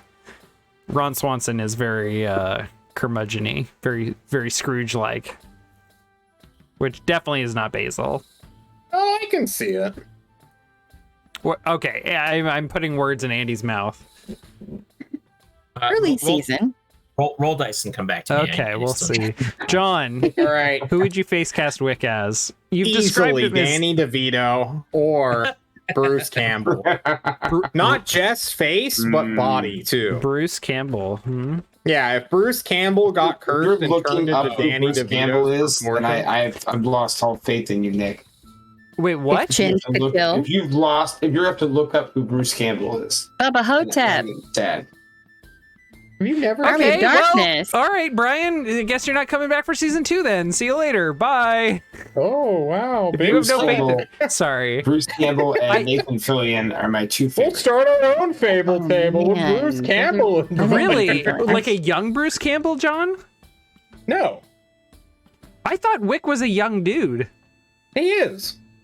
He's But I just- want them to play. Oh, He's I just was. been through some shit. I think All right, I was okay. always imagining like a even more pale Adam Driver. It's either that or a CGI like poor cutout, who is next to live action actors. You know, that's what I actually want to see. Or maybe like have you seen the Matrix Revelations, like the new Matrix movie? Gosh.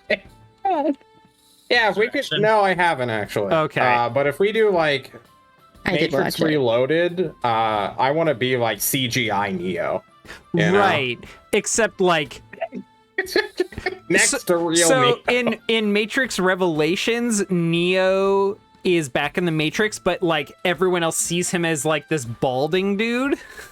Yeah. That's played by a completely different actor. I'm imagining that Wick, like engorgement of a fairy, was was Keanu Reeves, like beautiful, sexy Keanu Reeves, and then he became this like Became Danny the DeVito. balding Yeah. dude. Right, I have the answer. Okay. So if you've seen Sunny in Philadelphia or Westworld, you know Jimmy Simpson, Jimmi. That is, I think, who I would cast as Basil. Both for just kind of having a very expressive, sometimes odd face, and his own kind of weirdness. I love him. I think he would capture Basil. Yeah. I think he could play Raised by Goats, is what I'm saying, I know him from Zodiac. and Zodiac. Oh. You know who else is one of those actors that conveys like everything in like a twitch? You know what I mean? Like they just Martin Freeman. You know, obviously he's Oh, sure. like, but he's just like between him and like Simon Pegg, I feel like they like everything is like right here. You know what I mean? Without ever seeing the rest of their face, you know exactly what's happening. Like with just the most minute little, it's they're so incredibly expressive. So like I'm with you on that. Like, but Jimmy Simpson, oh my god, I love Westworld so much. Simon Pegg is one of those actors that I've heard other people say this, that you could watch them on screen completely muted and you would still know exactly what was happening in the scene that they're in, because they talk so much with their face and their expressions and physical presence. So is Simon Pegg from Hot Fuzz? Yes. Yeah. And The End of the World and Shaun of the Dead. And Hot Shaun of Fuzz the Dead. Is I got to meet him. movie I have Cornetto trilogy. watched multiple times. There's I also don't a watch show he movies. did early on called Spaced with Jessica Hines. And it's a comedy show, but like it was one of the first things that Edgar Wright had ever directed. So it was like while they were filming that they like came up for the idea of the Cornetto trilogy, because like actually, so Shaun of the Dead is like a continuation almost of like episode 3. And this is how much of a fucking nerd I am. I love that show so much.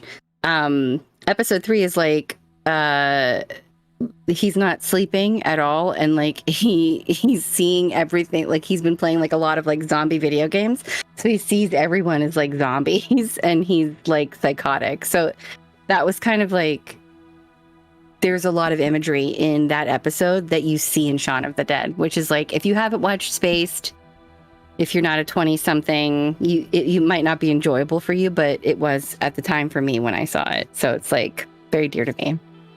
Also, like, I'd say 2/3 of the cast of Spaced has appeared in the Cornetto trilogy movies. Oh yeah, Most of them in Shaun of the Dead. So. yeah. Wait, the old Lost in Space or the new one?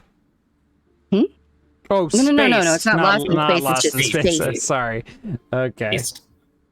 So yeah, and Jessica Hines, her character's called Daisy, and Daisy is like a writer. She wants to be a writer so badly, but like she can't find the motivation. She likes to call herself a writer, but she never writes, and she never gets anything done. And I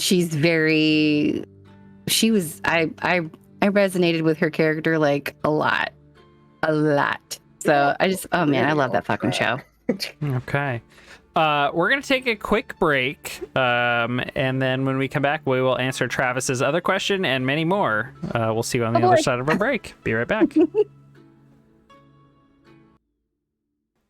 All right. We are back with more questions and postmortem of Song of the Ravenlands. So, again, I invite anyone, if you have questions for like a specific player or specific character or me, feel free to post those in chat. And I'm going to continue going down our list from the channel in our Discord. So Travis also asked, this is a fun question, if there was a special menu created to commemorate the events of the season finale, what are some dishes that would be on this menu? What would they be called, and what would they be? What would they consist of? Dishes of the finale. Okay, I feel like I need to pull up the massive board that is like our final battle.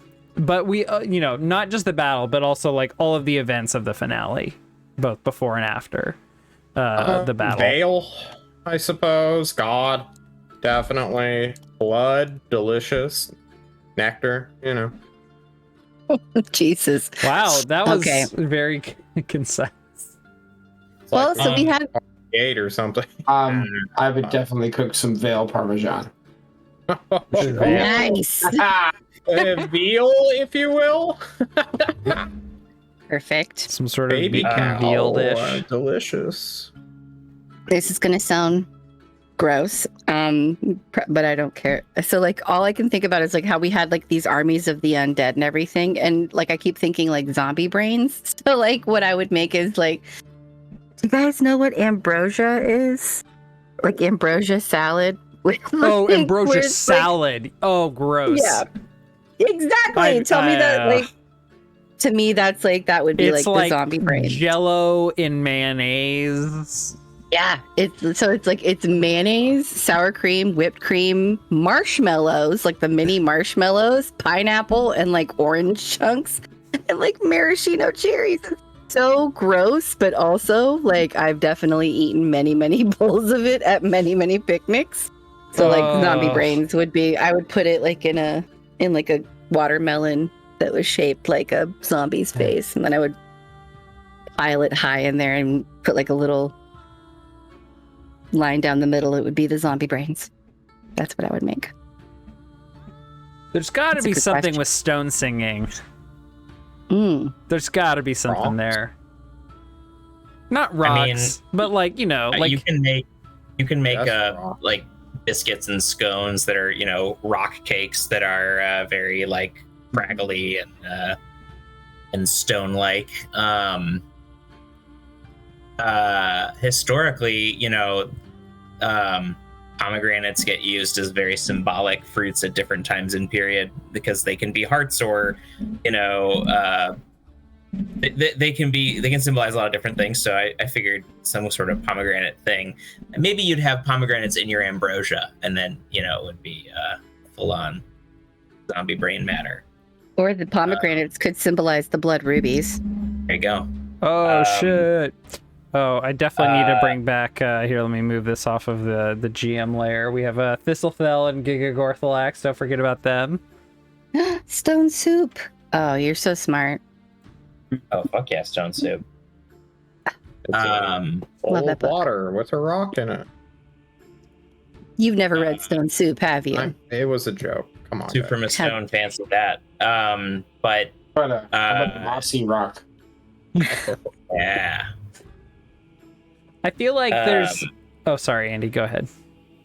But so in the realm of stone soup, so there's, I forget what the official name is, but, you know, there's like this sort of like thing of putting these iron ingots in soup pots to kind of add iron to the diet. And it literally is like, it's in line with kind of the soup from a stone idea, but you put this like fucking hunk of iron in your soup, it leaches some nutrients into the food.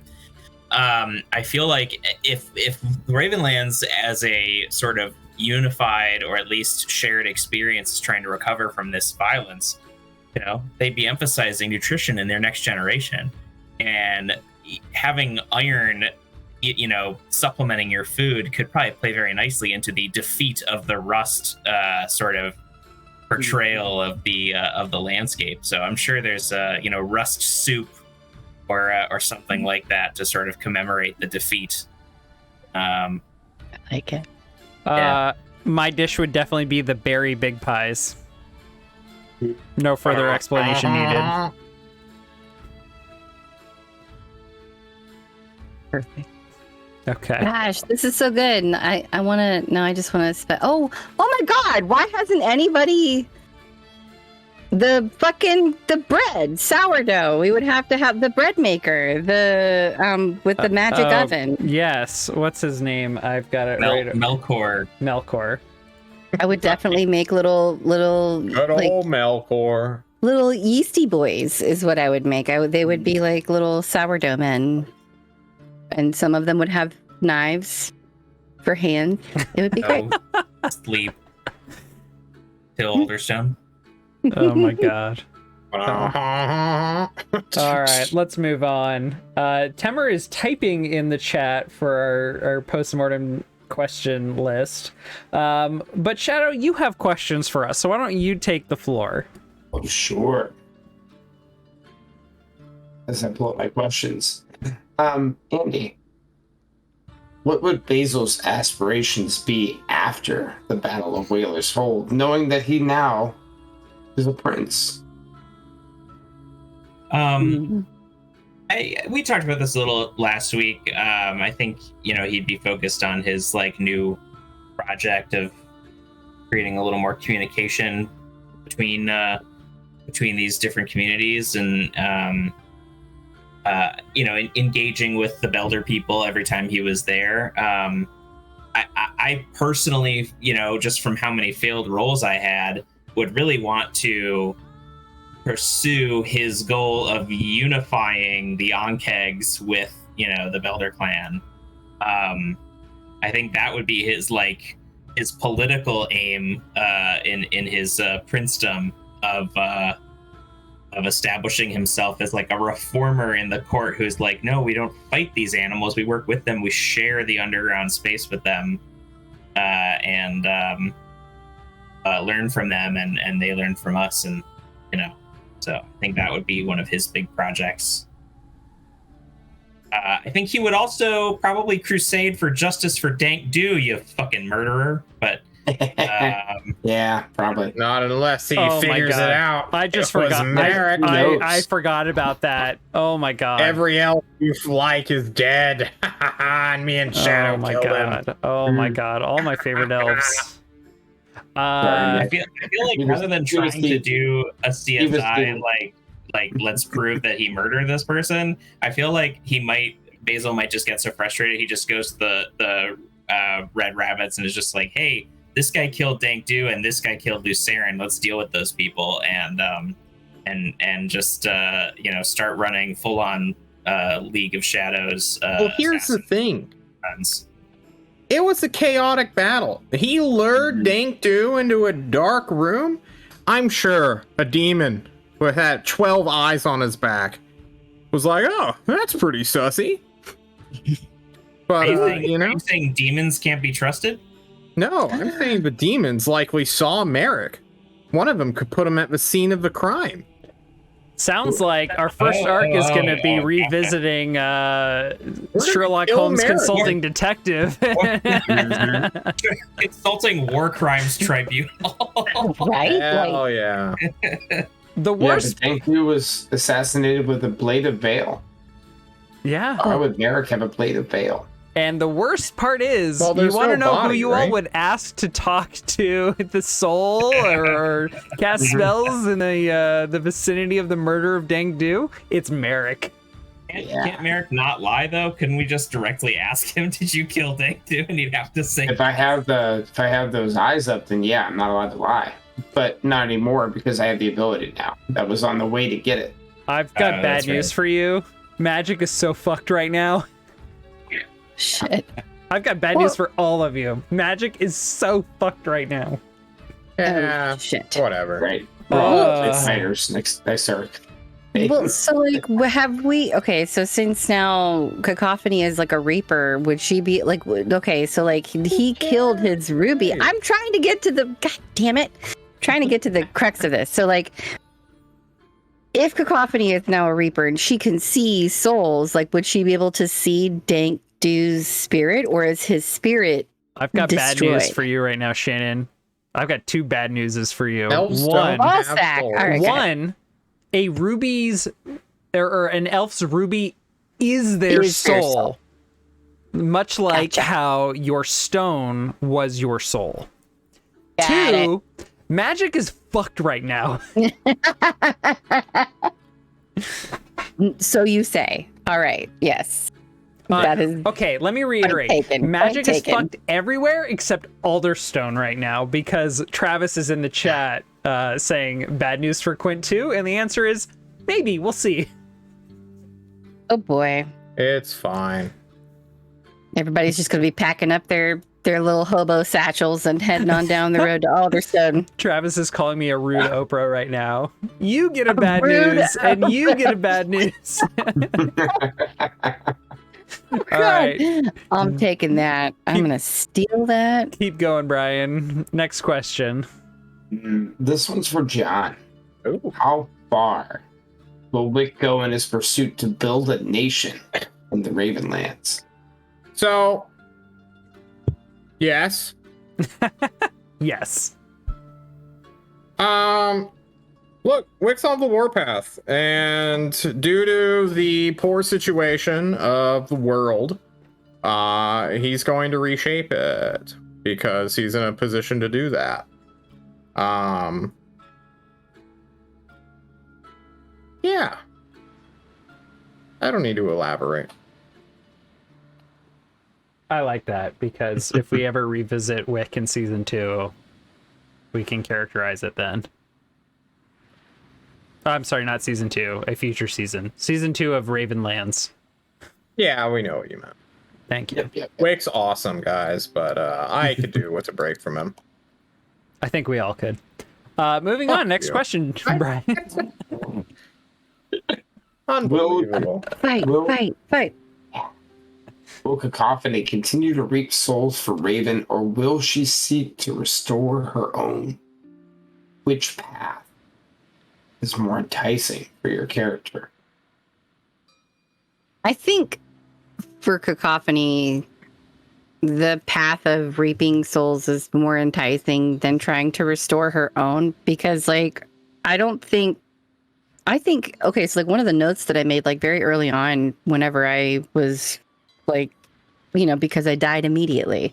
So like after that, and I kind of like redid my little character sheet and motivations and everything, I think that Cacophony was just like, cool, I'm gonna die someday, and it's just lights out. There's no ever after, and I think I just have to be okay with that. So like I think her motivations after that point were kind of like, there is no afterlife for me, so I'm just going to make this life super cool. So I don't think that she's quite come around to the idea that she could regain her soul yet, which it's possible. I don't know how, through magical means, probably, that might happen. I think her whole motivation at this point is just like collecting souls and, leveling up Reaper wise. I think that's more where she's at.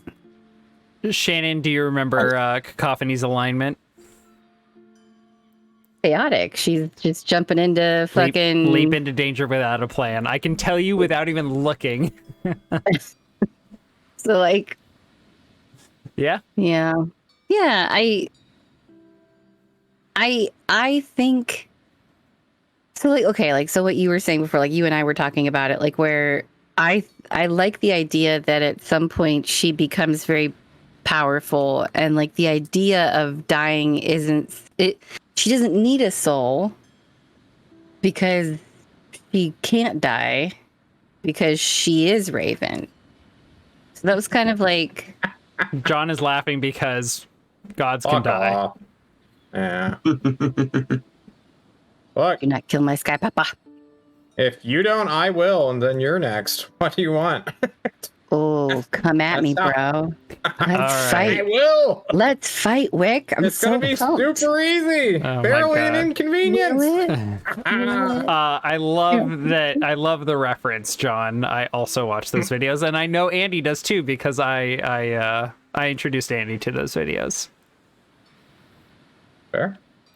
The pitch meeting videos, Andy. He got it. All right, Brian, your next question. Oh wow.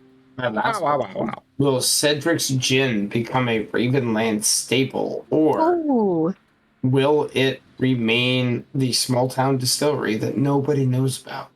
So This one's for you, Nick. I'm going to need you to get all the way off my back, Brian, because this is the whoa. kind of question I don't like to answer because you're asking me to anticipate what I'm going to decide and storytell in the future in the next season. If we had definitely closed the book on this season, I might speculate, but I'm not prepared to do that right now. That's mine, Nick. I wanted to have a question prepared for everybody. And this was mine for you. But if you want to balk on it I do. and hold creative He wants license, to be evasive. Box. How dare you ask about a gin distillery? I think I'll that just Cedric's finish gin. here, though. I mean, I can answer this personally. I love gin, so I hope that it thrives and flourishes, and that one day I might imbibe that. But as a storyteller, I can't answer that. I was just gonna say, I think that Cedric's gin is the new Old Pappy. That's like, it's just gonna be like one small batch at a time that everybody has to like eagerly await, and it costs $1 million.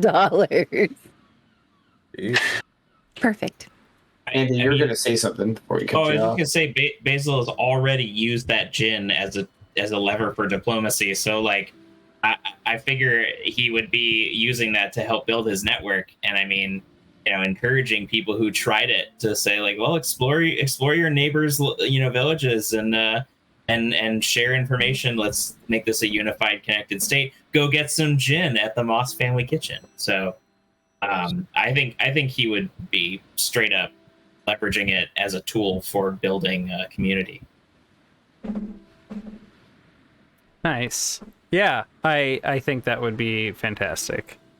And I would expect he would do so. And we may get to actually see that on screen. Good night, Travis. Thanks for watching. Hey, You're a Travis. beautiful man, And Travis. Travis. Have a good one. Temer just asked a little while ago, your character's walking down the street eating a hot dog, and a raven swoops in, and a capital R raven swoops in and greedily quaffs it down in front of you. What do you do? Eat the raven. Eat the raven, says John. Easy answer. He's got my fucking hot dog in him. It's basically just an extra bun. Are you, Temer? I'm going to ask for clarification. Are you asking the players or are you asking the characters? I mean, if you're asking John, he would still say either. My answer is Yes. Yeah, right, which is fine. I don't need clarification from John. I need to clarify for the rest of us. But yeah, let's go ahead and answer this question. Cast cause fear on the hot dog before they finished it. Ooh, good call. Good one. And then get it back. in real life. You can do that. No, Sure. I'm kidding. Andy I'm works kidding. for the AG, so yes. Yeah, I mean, in real life, if someone steals food from you and you want to cast cause fear on it, don't you just say, like, oh, okay, you can have it. My AIDS is making me not hungry. Like, can't you just, like, you know, leverage some fear of disease that people's prejudices that's will... what cooties are for. Don't invoke AIDS, please. That's Okay. That's scary. My tongue leprosy is just really getting it. Yeah. I mean, really that hot bothering dog me. was my first treat after monkeypox, so I'm really excited, but you can have it if you want. You know? I Fun. feel like there's also the softball of like, I've got COVID, cough, cough, sneeze, sneeze. Look, Man, if someone is willing to steal a hot dog, like, In this day at and some age. point you gotta respect it, right? Like, that feel man like- probably needs that hot dog more than you do. But it's not a man, it's a raven. Hmm. That's Would- the point. Would Raven steal And what a am I gonna Seattle do? dog? Threaten it with the attorney general? Like, I need to make a complaint. like, Shannon, The would seagull Raven steal dog? a Seattle dog? Ew. Which, for those of you who don't know, a Seattle dog is a hot dog with cream cheese on it. I think I don't think he would. I think he's a Hebrew national man. I think he's just like he would be very picky. Just saying. Excellent. I think he would be very picky about what hot dog he chose to like steal. Fair. Maybe Cacophony's rubbing off on him and he's like taking up a life of crime, but he's starting small but with hot dogs. Oh, yeah, okay, sorry. That's a follow-up question is, what's your character's hot dog topping of choice? Ooh, good call. For Cacophony, it would definitely be dead things. I It don't would know. be like offal, like entrails. I mean, but isn't that just like what it would just be a hot dog on top of a hot dog? It's like a hat wearing a hat. It's a double-decker hot dog. It's deconstructed. Yep. Just be raw mushrooms and like herbs and flowers from the ground. It'd look like a fucking, just a hunk of dirt, honestly. What about Merrick? Merrick's a chef. Yeah, Merrick would like take the hot dog, like slice it open in the middle, and then like fry up some herbs and spices. Maybe use it like maybe mash it up into like a capote, and then put it over top of like maybe bruschetta or something, and then serve it to the Ooh. masses. Jesus. Ooh. He to eat his suddenly have his eyes turned into slitted pupils and like unhook his jaw and eat it snake-like. Oh God. Now, if Raven stole a hot dog from Merrick, he would let Raven eat the hot dog and then grab a feather and cast words of the speaking on it, and then learn all of Raven's secrets. Jesus. Oh, Merrick, That is you the went perfect so answer. dark. That's the perfect answer right there. So dark. Okay. So, Wait. Oh. What would Wick have on Wick's hot dog? Yeah. Wick doesn't eat food anymore. He would eat the Just gods. He No, did it just- like he did juice box veil. Who doesn't wanna? It'd just be a hot dog with Tums all over it. Hell yeah, that's mine. In real life, I just eat them. Oh, Oh. My bones have calcified. okay. So we had a long run of constant world building, especially after playing the Quiet Year, and just dumping a ton into our world. As a storyteller, if you could have changed one thing about the world that we built, what would it be and why? Make the gods easier to eat. Got him.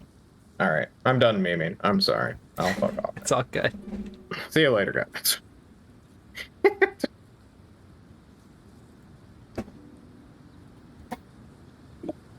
Maybe call back some more of the stuff that we had like put into the Quiet Year, but we didn't get a chance to play through in the world, like the tunnel that like we discovered, and then there was like books inside of it, but then like magic runes and we're on the other side. Like we never called back to any of that stuff.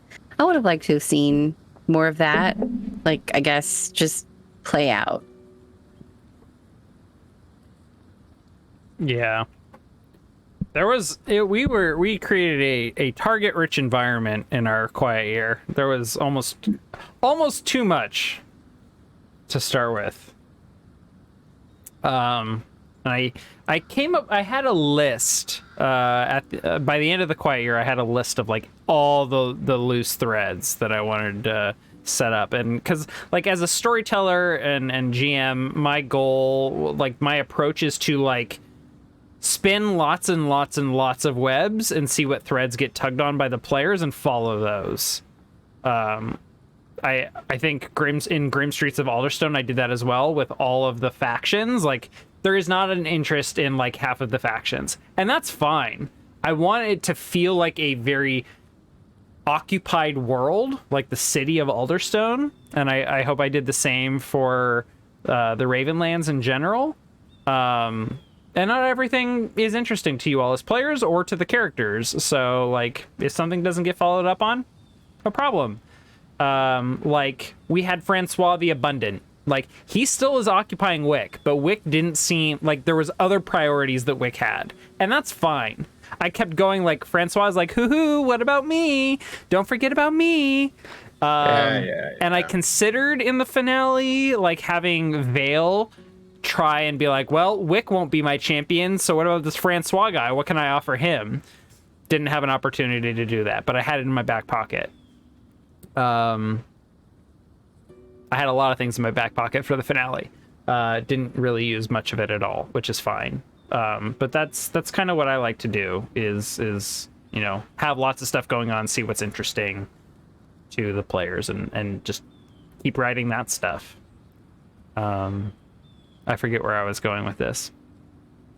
You were asking us about what parts of the world we would change, or what parts of the adventure you would change as storytellers. Right. And was it John was responding? Someone was responding? Someone was responding. I think it was me, because I was talking about wanting to see more of like the things that we had established in the Quiet Year that we just ended up not getting to. Yeah, that's fair. Would Nick, what would have happened if we had explored the canyons with the people who touched the crystals or whatever and got sick? What was down there? I mean, you explored it. It's Francois had one of his hideouts. Oh yeah, that's right. No, sorry, not Francois. Further south, there was like demons in a tower. Was that the wizard tower that was further south? Yeah, I mean, we kind of, since you all just neglected it, when we played Sexy Battle Wizards, we explored that. There is a nexus to another. It's a portal to another world where demons are pouring. Yeah. Yes, you did miss that, Andy. I'm sorry. No. I didn't make that clear to you. Okay. But yeah, it's literally just a portal to another world, much like the ones inside the that Flo had in the Still Mist. Right. And that one just got like either created or it just spontaneously appeared. I don't even know. But it appeared. Demons were coming in, and then the Order of the Spire took interest. And as we saw, a bunch of wizards went through and just started hunting demons and looking for shit, and we're having fun. and they had it on lock.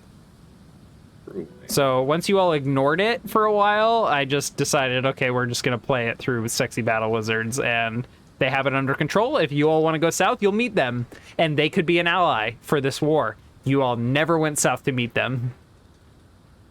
Good. And that's fine. That's that's cool. They're still out there. You all have no idea they exist. Yeah. But we do. I considered it as an option and an action, but I felt like we had rounded the story around to the point where we were ready to move forward. Mm-hmm. But as a storyteller, if I would have changed anything from this season, it would have been, in the beginning, slow it down a little bit. Yeah. We created a bunch of threads. We learned about the Baylors to the west, the Rust Brothers to the south, the Orcs to the east, and it seems like everything happened from one moment to the next to the moment to the next.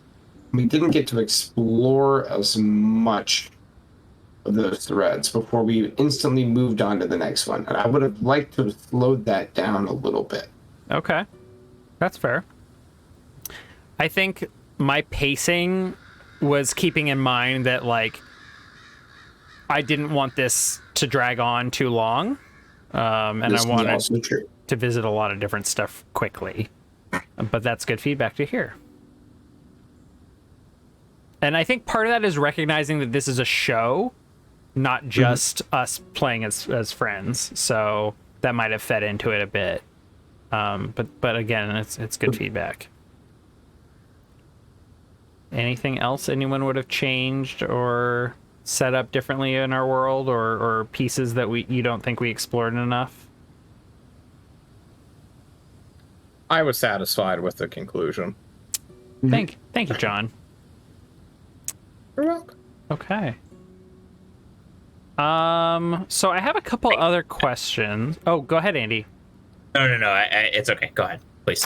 I have a couple other questions, but I just want to open it up. Like, is there anything mechanically, like any of the NPCs, like their abilities, what was going on with them, any of the story threads that you all felt like you didn't quite understand and want an explanation of? And as a reminder, we had the arc where we went and found the Raven sisters in that little under Hattie's Hill in the mausoleum with the Whiners, and fought some Rust Brothers. We had the dam where the Church of Vale captured Hogue Marystone and forced him to dam up the river, and you all liberated him and killed them.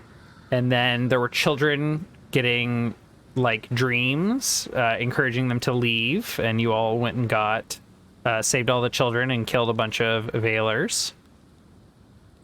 The Iron Brothers showed up with their demands. You all were like off doing a lot of different stuff while they actually showed up, and that was kind of a weird arc. I think in retrospect, that's the one arc I feel like I mishandled the most, and would have like brought you all back front and center to the actual interaction with the Rust Brothers, and that confrontation. But I think it ended up working out just fine. It was just awkward pacing and storytelling. And then we had the downtime. We went and met the elves and liberated their ruby. We had Death of a Curator, and then we went to Belderland, and then fought with Whaler's Hold. And there was a lot of, side stuff going on during all of those. Yeah. But I think if anything, that would probably have been like the biggest weakness of the campaign, which is fair because as a DM, I know that I'm just trying to throw spaghetti at a wall to see what my players engage with. Yeah. But like, did we really need the morality tale with the Ankh eggs? How important really was this fucking dragon, if at all? Yeah. There were a couple of like things that just sort of appeared before us, and we're like, that's cool. Mm-hmm. And anyway, back to blah blah blah. By morality tale, do you mean me and Shannon wanting to befriend the animals while you just wanted to murder them? Well, you wanted to kill them indiscriminately because you see evil in everything. You're goddamn right. Animals are evil. They don't give a shit about you. I felt that was a really interesting and actually kind of important moment, even though it was kind of narratively awkward. But it was like, like Wick is established. Like, he eliminates threats. And like, it was this moment of like, is anyone going to stand up to him? And it was like, that was the closest moment anyone came to actually like throwing down with Wick and putting their foot down. Wait, really? I felt like it. Then he became possessed by Francois and fucking fireballed all of us. So that one was not my fault. Yeah, I think the Francois stuff kind of interrupted that.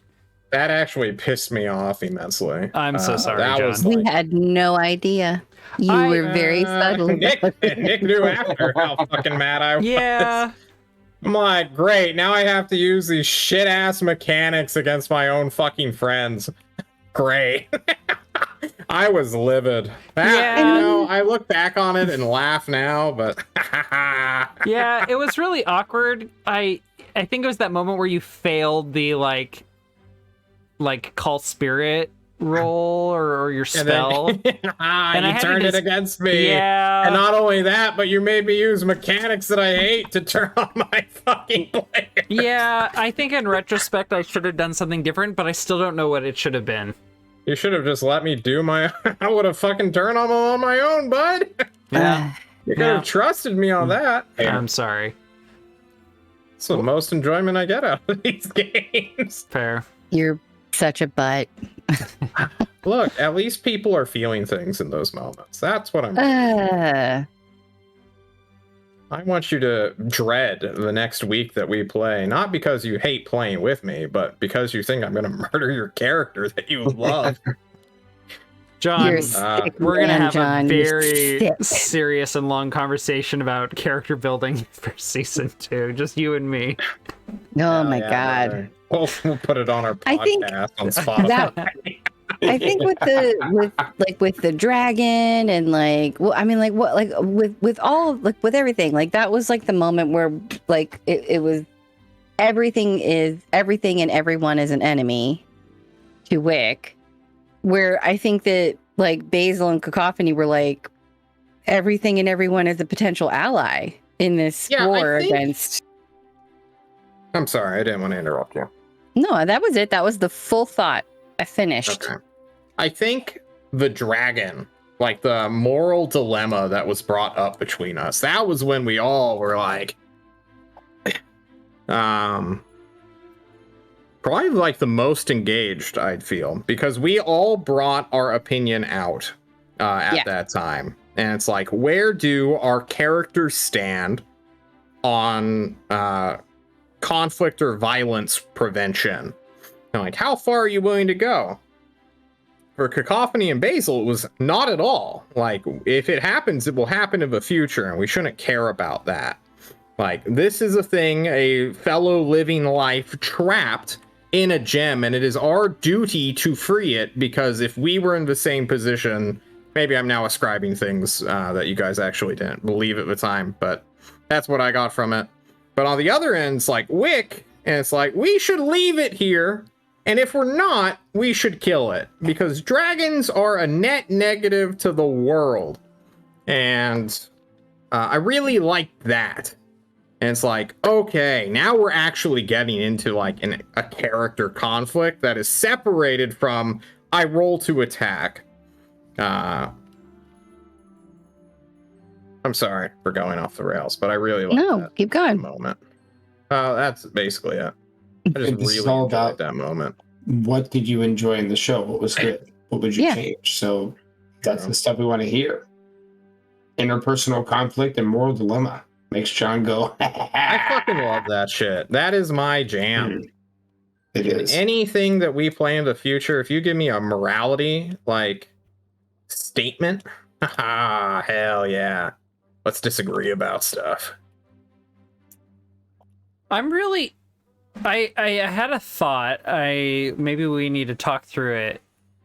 I think I realized because of your character's powers, Wick and Merrick, a lot of the information they gathered was through the supernatural and the occult, whereas Basil and Cacophony were like reacting to the literal world.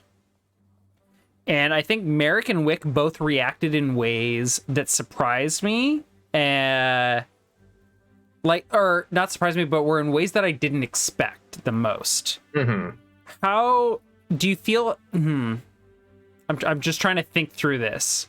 And like, I'm wondering, is the way I fed you all supernatural information through like your magic, did that impact the way that you all reacted to the world and to situations? For sure. And fed into that like unexpected reaction. Well, I mean, it was a vision that was like, okay, it's time to seal the deal on Lucerne permanently. Yeah, because like we've talked about your vision of Lucerne and the vision of the dragon, and both times I gave you like, there is a very like open-ended vision here of potential realities that could come to pass, both good and bad, like, you know, quote unquote good and bad, like desirable and undesirable outcomes. And I tried to leave that open and like those visions open-ended so that you had a choice and that we could characterize Wick. Wick, you know, like from the get-go, he was a creature who lived in a fucking morality tale of there is a good and bad choice. And the good choice is, no matter the cost, we must prevent like threats, violence. Yeah. And other such violence. Yeah, use violence to prevent violence. Yeah. Like, it is the most common tool that all of our enemies use and wield. We should also be using it. Okay. So John, so the fact that there is a question is a negative thing for Wick, right? So the chance that this can happen is a massive vote of we need to destroy it. And I think I played that at least consistently. Okay, so you were happy with like the way I fed you, or the way I like framed that information as open-ended? What do you mean by happy? Would you have done it differently if you were in my seat? It probably not. No, I wouldn't have done it differently, but I would have focused a little bit more on like the context of. So, from my perspective, when I question my players of this is what's happening, I am now going to challenge your worldview by describing this situation, whatever that I believe your worldview to be. And then I'm going to ask you a question about it of how does your character take this instance? And I'm going to sow a seed of doubt into it, whatever I think it is. Yeah. So in our Tuesday game, I did this for all three of the players who weren't Aaron at the time, which I won't. Why am I referencing that? Essentially, I want you to doubt your own character and then to either come up with the conclusion of, yes, I am wrong, or yes, I am right. And I'm committing to my answer.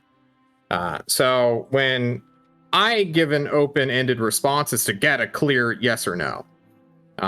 What I think happened was there wasn't that same moment, and you left it like solely to me, the player, and describing the character, and it like got blended into a mixture between us, I guess. So what I would have done in the dragon instance specifically was like, Wick is already doing this. Basil and Cacophony, you are watching your companion and friend, loose term friend at the time, about to kill an innocent life. It is trapped behind the barrier. What are you doing to prevent it? Or does Wick have a point? Okay. So you would have framed it for them that way. Yeah. Okay. Because whatever the person has decided to do is like an action. It's now up for the other players to react to that and get meaning from it. Okay. So I, as just a player, make decisions in case no one was able to tell. Gotcha.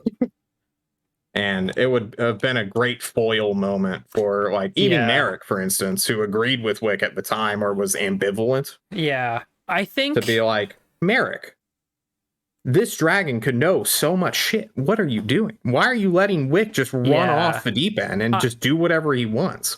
I think I am afraid, as a GM and storyteller, I'm afraid of taking away that paintbrush from my players. So when you declared that, I did not want to take that away from you.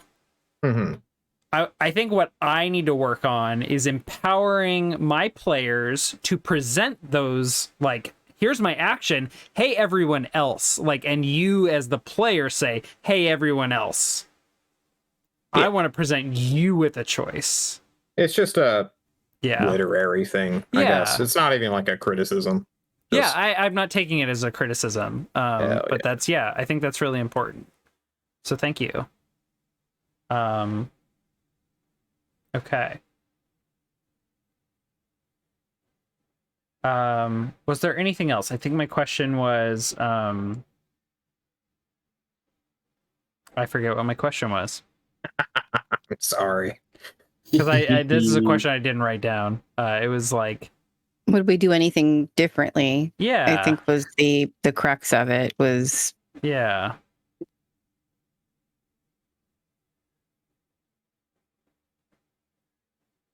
Well, would you guys have done anything differently?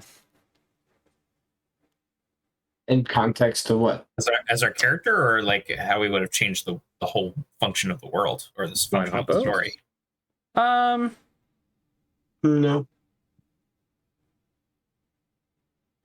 I forget. Okay. All experiences that resulted after that first set of initial choices are because of the first choices, and then because of the next choices, and then because of the next choices after that. To say you would have done something differently in the early point, in retrospect, might be fine, but in the end, it would have changed the entire story. Right. Yeah. I think what I would do is echo, Nick, what you were saying about the speed at which we moved around instead of getting kind of deeper into another area. Because, like, I think I'm just parroting what you were saying. Like, I'm just saying I agree with you, basically, that, like, I think we were all really excited to explore this world and see it, as much of it as we could. But I think we could have had a really good time devoting more time to one area to sort of like build out our experience there. Like, you know, the detective drama in Galler Hall was like really cool. I think if we had done that after we had a little more time to like explore Galler Hall and get the sense of like the character and the space of Galler Hall, like, you know, the sort of story we told there might have been a little more in depth.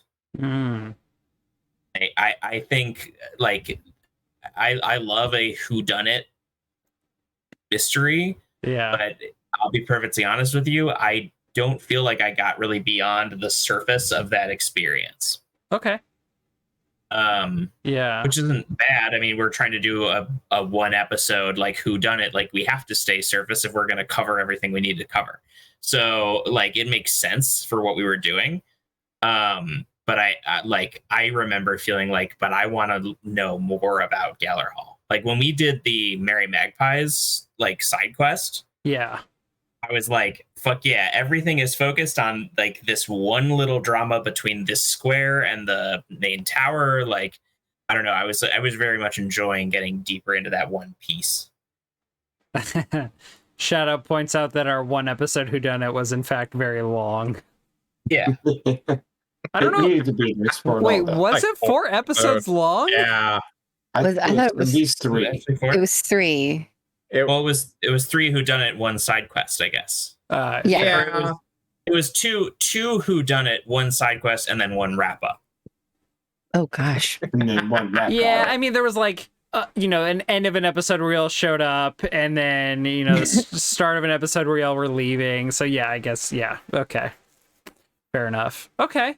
So, it sounds, Not Andy, a criticism. I enjoyed that. Yeah, absolutely. I'm not taking anything as more than a constructive feedback. I should preface, I might just feel that way because I also just wasn't sure how I was how I felt very much like a passenger during those episodes. So I think that's also not as much criticism as just like I would have played differently in a way where I could interact more directly. Yeah, I think one just general area as a GM that I aspire to that I could have that I can improve on is encouraging you all to advocate for what you want, both like in terms of story and like information about the world. Like if stuff interests you, I want you to speak up. And I'm just I am not. I don't think I've articulated and encouraged you all to do that as much as I want you to. Like to hit that pause button as I'm just like snowballing forward with story and plot development and character interactions. Like definitely encourage me to be like, hey Nick, slow down. Like, can you tell us about this city? I feel like I need to know more to like, put myself in character. Like I want to encourage that and I'm not sure how to do it. I mean, you just do what you just did, right? Okay. Well, I'll try to remember to do what I just did. Well, John. Grim Streets. You're like, hey, Nick, pump the brakes, man. We got to talk about the Goblin and the Hobbit marriage. I need it in my life. So that's what we do. Just to answer what you were saying, Nick, Grim Streets of Alderstone is a whole arc focused in one place. Yes. Yes, that's so true. I have a feeling in that game you have a much more sort of grounded feeling about the character of the setting, because everything is in that one space. I felt like we had a really good sense of what the Hollows was like. As we were continuing to come back to it and explore different parts of it and sort of like get the sense of it.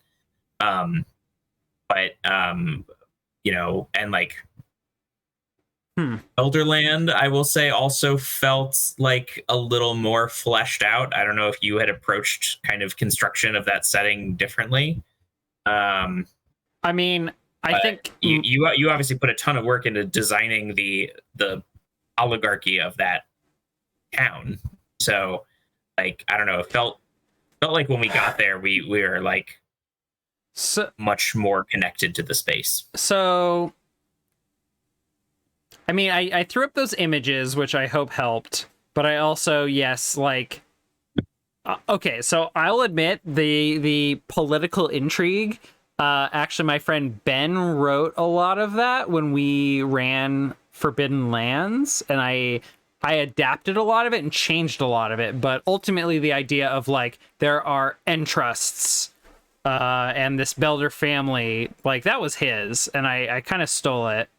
But I rewrote all of the entrusts for my setting and the political intrigue I wanted to do. So that really helped, I think. And I think I think John and I talked about this last week, the idea of like, or maybe it was Shannon, I don't remember, but like sitting down and writing characters and like that has helped me flesh out my world.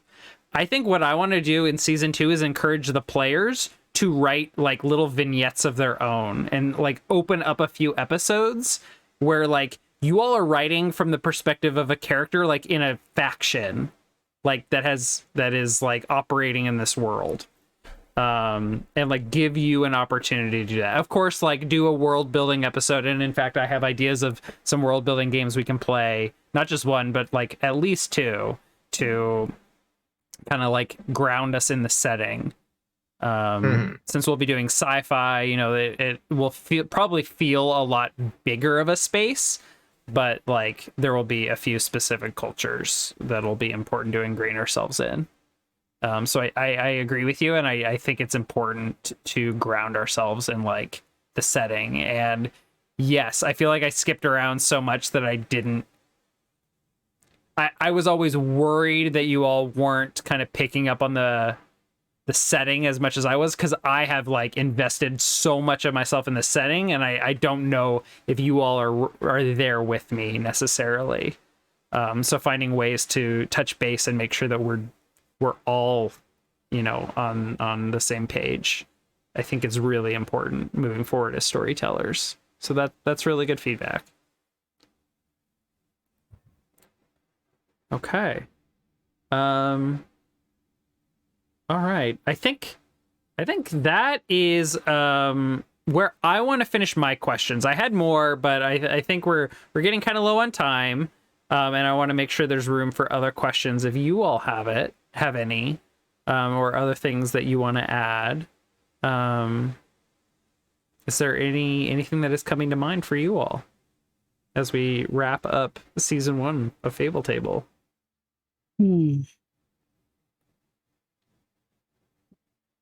Let's end with everyone's favorite moment for each of the characters. I think that's what we should do. Merrick, we're putting you on the spot because you want to go last all the time. I do want to go last all the time. Let's think more. See, knowledge and power. What was your favorite cacophony moment? My favorite cacophony moment? Yeah. Oh, interesting. My favorite cacophony moment was when she chose to give up her own soul for her brother. I thought that was the first time that I saw cacophony care for anything. And that led a little more insight. And from that moment, once Merrick learned about it, he was doing everything he could to help cacophony because she showed promise as an individual who deserved to be helped. Oh. Totally not because it was going to manipulate it later. There it is. There she no, is. actually, no. For that part, no. It was Merrick was genuinely wanted to help restore your soul because you were an ally that would stand behind him, and he wanted to help you. Now do all the others too. Now do all the others too. Now me right now. No.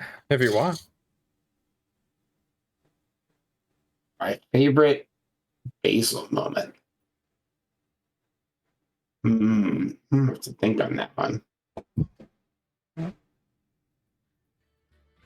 I can do Basil if you want. John, what's your favorite Basil moment?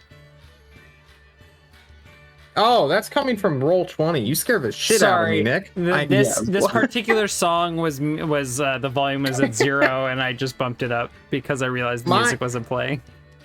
My favorite Basil moment was the night you just cannot roll above a 6. That was by far the funniest fucking thing in the entire world. I had not laughed so hard, and I know you felt bad at one point about it. But it's just like, I can't do anything, Nick. Oh, I leveled up and went down to 1 HP. That was the back half of the Belderland arc, right? Where you kept trying to like, yo, Unkeg, everything's chill. Hey, Wick, chill out. We're good. And you're just like, nope, no one gives a shit. So 5, 4, 6, 6, 4, 13, 4. It was extra maddening because in the earlier part of that arc, I had rolled perfectly in speaking to the dead and finessing conversations with Gandaman and these people. Like, I had rolled so well, and then of course I had to pay for it. So. Stuff all turned around. Yeah. Oh. I still want my army of Onkegs. Wow. Good luck. We'll get one on the mostly because I've just fucking love that part of Half-Life 2 where you're fighting the antlions forever and then suddenly you can control them. Yeah. It's such a satisfying turn of events when you can stick them on people. That's what I envisioned. What about you, Shannon? Give us a character moment you really like.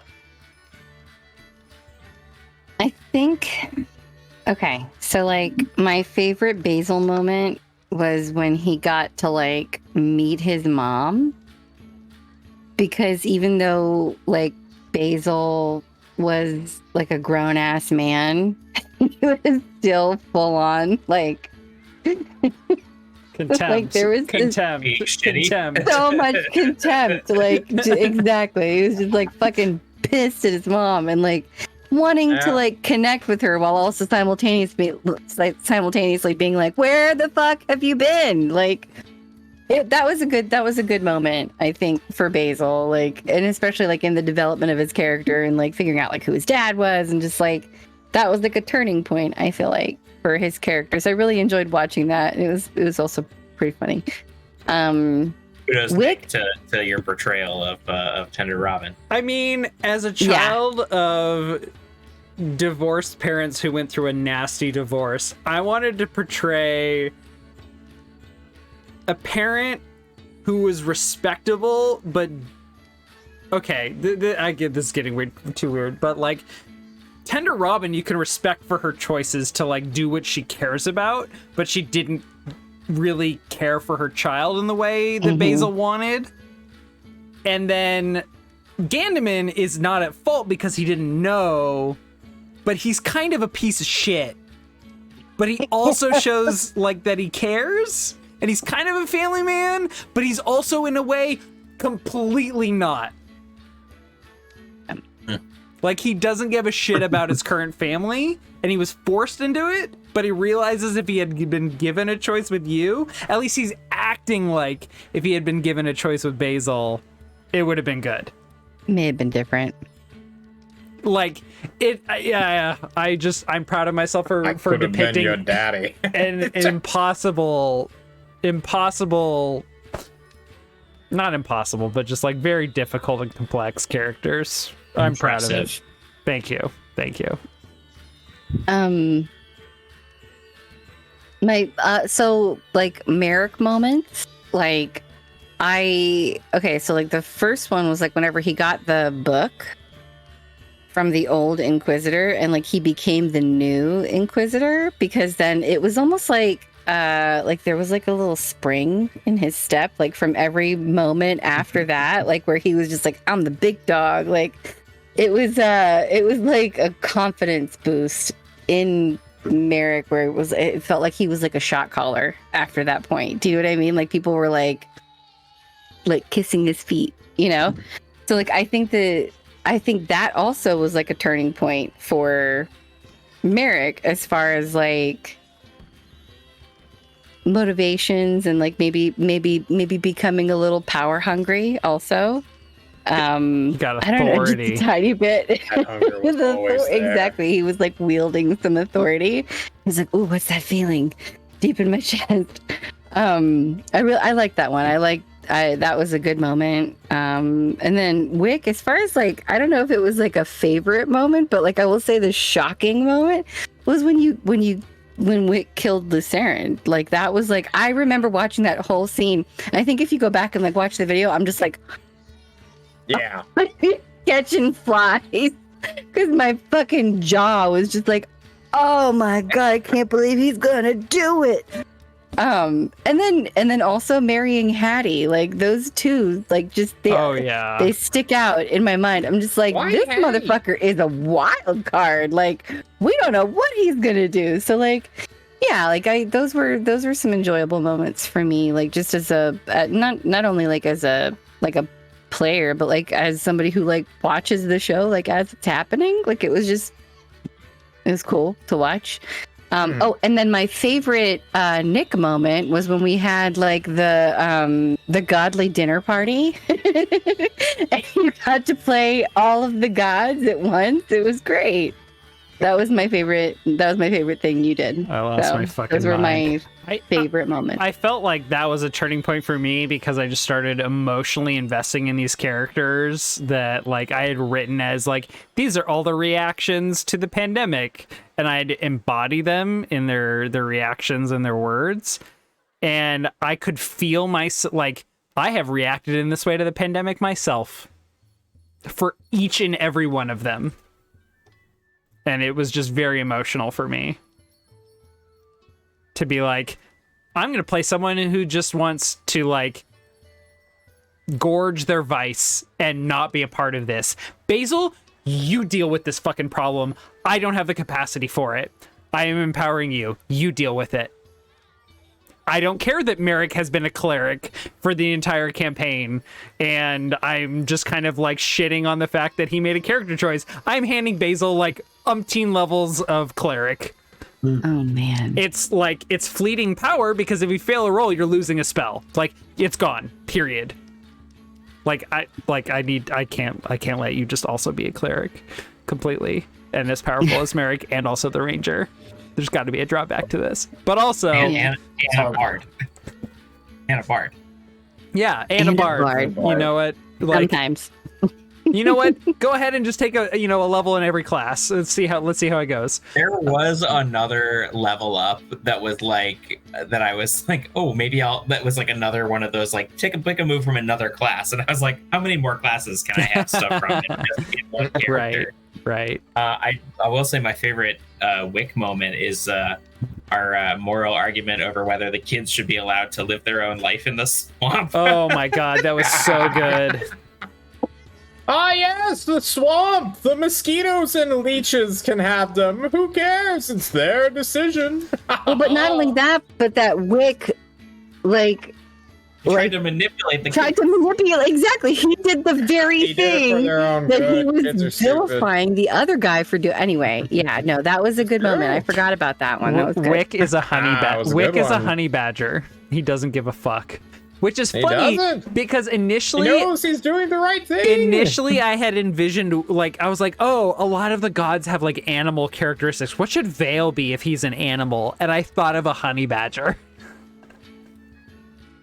Gross. Honey badgers are awful entities. Yeah. You guys have hit on some good moments for Basil, but one of my favorite moments for Basil was literally the fact that in his very first session in a tabletop role-playing game, Nick had an orc piss on him from a tree. Bro, let's all be glad that we met Carnal and all instantly hated that motherfucker. Hated him. That was the one thing we could all agree on. That was the only thing all of us agreed on collectively in the entire show. That was it. Carnal embodies the struggle that I had with my first major breakup. And you all fucking hated that guy, which I find ironic because I also hate that version of myself. And now we feel really bad about it. Thank you, and we're sorry. I don't feel bad about it. Nick, were you heartbrokenly pissing on people? Yeah. No. I did not abuse substances. I did not lose my job. But just getting real, I had a moment. So when I moved up to Seattle, I moved up to here to start grad school, and I was already long distance with my girlfriend at the time, and it became even more long distance. Like, we were 2 hours apart, and now we were like 4 hours apart, and it just became a much bigger distance. I moved from Portland to Seattle, and when we broke up, like, it was kind of like a forced breakup. She didn't break up with me. I was forced to break up with her, even though I didn't want to, because she just like wouldn't talk about this growing distance that was separated us. And so when we broke up, I just really struggled because, like, I wanted answers. I didn't feel like I was responsible, and I had to eventually come to terms that I'm out of control of things in my life. But there are things that I am in control of, and I am responsible for those. And ultimately, Carnal struggles with that. And because he struggles with that, he makes terrible decisions, and people rightfully can just find him to be offensive and unlikable, and that's fine.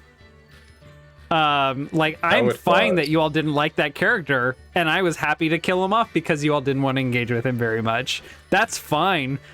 I wanted to kill him off because I wanted to see how you all would react, and you all kind of looked a little guilty for a minute.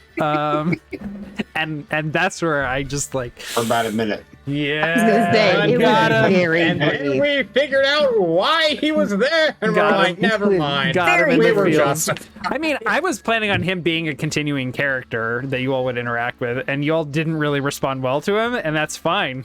I had a different plan for who was going to be dead in that room with Amorous Iris, and I switched it, and I rewrote the whole thing, Hell and that's yeah. fine. Who was who gonna be originally was dead? gonna die. Well, I did not have planned that Carnal was going to be Amorous Iris's steward. There was going to be a different character that was a steward. So I just rewrote it and made Another Carnal as NPC that we hadn't met. So I just merged Carnal with that NPC. Perfect. For fans who want more Carnal, go listen to Adventures in Please don't. No. Nick's podcast. It's just going to confuse everyone because it's a lot of the same lore, but not the same lore as this. And we're But playing you a can different get- system. You can get the sad drunk or Carnal possessed by the fox curled around his neck or whatever the fuck the deal was. Yes. Oh, yeah. Grelf, which is Grelf. an entirely different demon in that story. Yes, I rewrote a lot of stuff. Anyway. So we got Sounds Carnal like- 2.0, but there's an OG Carnal. Yeah, so this is Andy's first role-playing game, but Andy has listened to me do a lot of this lore before, and in fact, I, like, 3 or 4 years ago, asked Andy about, like, I pitched him my orcs, and how they're obsessed with, like, this idea of clarity, and Andy recommended to me The Last Samurai, which I still haven't watched. Really? Yes. Movie night. Movie. Yeah.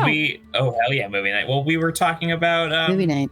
we were saying that they were having that moment of decision between connecting with their folkloric past and the modern world, which is like exactly the theme of The Last Samurai. So Yes. Yes. Yes. I mean the theme of that period in Japanese history in general, but like Yes. And, Yeah. We getcha. and while we're at it, Nick, let's make it a double feature, and you can fucking watch Clue No. right after The Last Samurai. no, weird combination.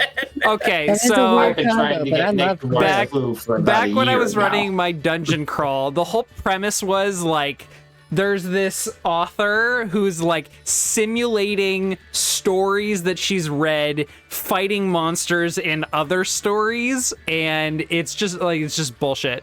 And that basically became the premise because people kept role playing as like themed groups, and one of the groups was playing as the Clue characters, and they kept asking me like, have you seen Clue, have you seen Clue? And I'm like, no.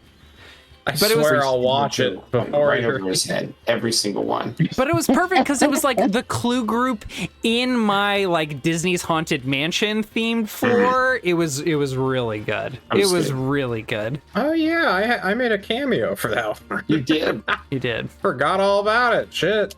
Deadly Dungeons was fun. It was- I always enjoyed, like, I'm like, how's he gonna kill everyone tonight? Well, How are not people everyone. gonna die horrifically Yeah. tonight? yeah. I was. Nick, Go ahead, Brian. Nick, do you realize that you never killed my character in that entire dungeon? Oh, Shadow outsmarted and outplayed him. That's all Well, he wants to do. damn. One day we're gonna have a Deadly Dungeon special. Brian will be specifically invited, and his character, my one goal, is gonna be to kill his character. You've been warned. There will be legend or dungeon actions, and it will allow me to force rerolls, and they will all be used on Brian's character. Hell yeah. Good. Perfect. The day we bullied a man. Yeah. Okay. I think unless there's any other lingering or urgent questions, I think this will be a good place to wrap for tonight. Let's do it. I'm going to leave the Season 1 Postmortem channel active in case other people think of questions they want to ask players or me, and we'll just use that space to continue the conversation. And we have Season 2 to look forward to. We, I think, are going to be. I have not talked to any of the people here about this, but I think we'll just pick up next week with a world building game. I have two in mind. One is called The Ground Itself, which Shannon and I have played together as well. It is another fantastic world building game, much like The Quiet Year, focused more on the place than the community. And then there's a game I've told Andy about called Dialect, which is a language-focused game, and not everyone necessarily has to play it. If other people aren't interested, but that might also be an interesting game for us to kind of like put ourselves in the shoes of a specific group of people in our world. But we're going to be playing a sci-fi campaign using Scum and Villainy for the main content. Which is a Forged in the Dark system, much like Blades in the Dark, which we use in Grim Streets of Alderstone. But we might also take a week off break. I need to talk to our players, so I don't actually have a strict announcement right now. But keep an eye out for an announcement after I actually communicate with my players. Yeah, and we look forward to seeing you all in the future for season 2. Thank you so much for joining us on this amazing journey of like just getting these random weirdos together from different walks of life who enjoy different types of games or have never played a role-playing game before to try something new and different. Finding the fun games is one of the goals of this show, and I've really, really appreciated playing with all of you four. And I've learned so much about how to be a better storyteller and GM. So thank you all, Andy, Brian, John, and Shannon. It's been wonderful playing with you this season. I look forward to playing more games with you in the future. Thanks for putting this on, Nick. Likewise. Thank you, Nick. Thank you. Put in a lot of hard work, and it was just a lot of fun. Thanks. I had a glorious time as well. Any shout outs? Finally. Yes, John. Yes. I think we all know what we need to do now. Are you three ready? At least 3 of you know.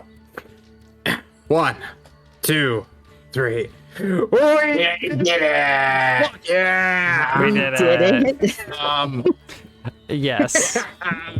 This is a. Are we sharing the ritual with everyone? No, we're not. We're gonna leave it as a question. We're gonna leave it Like very lying weird. down. Very weird. Okay. Ah.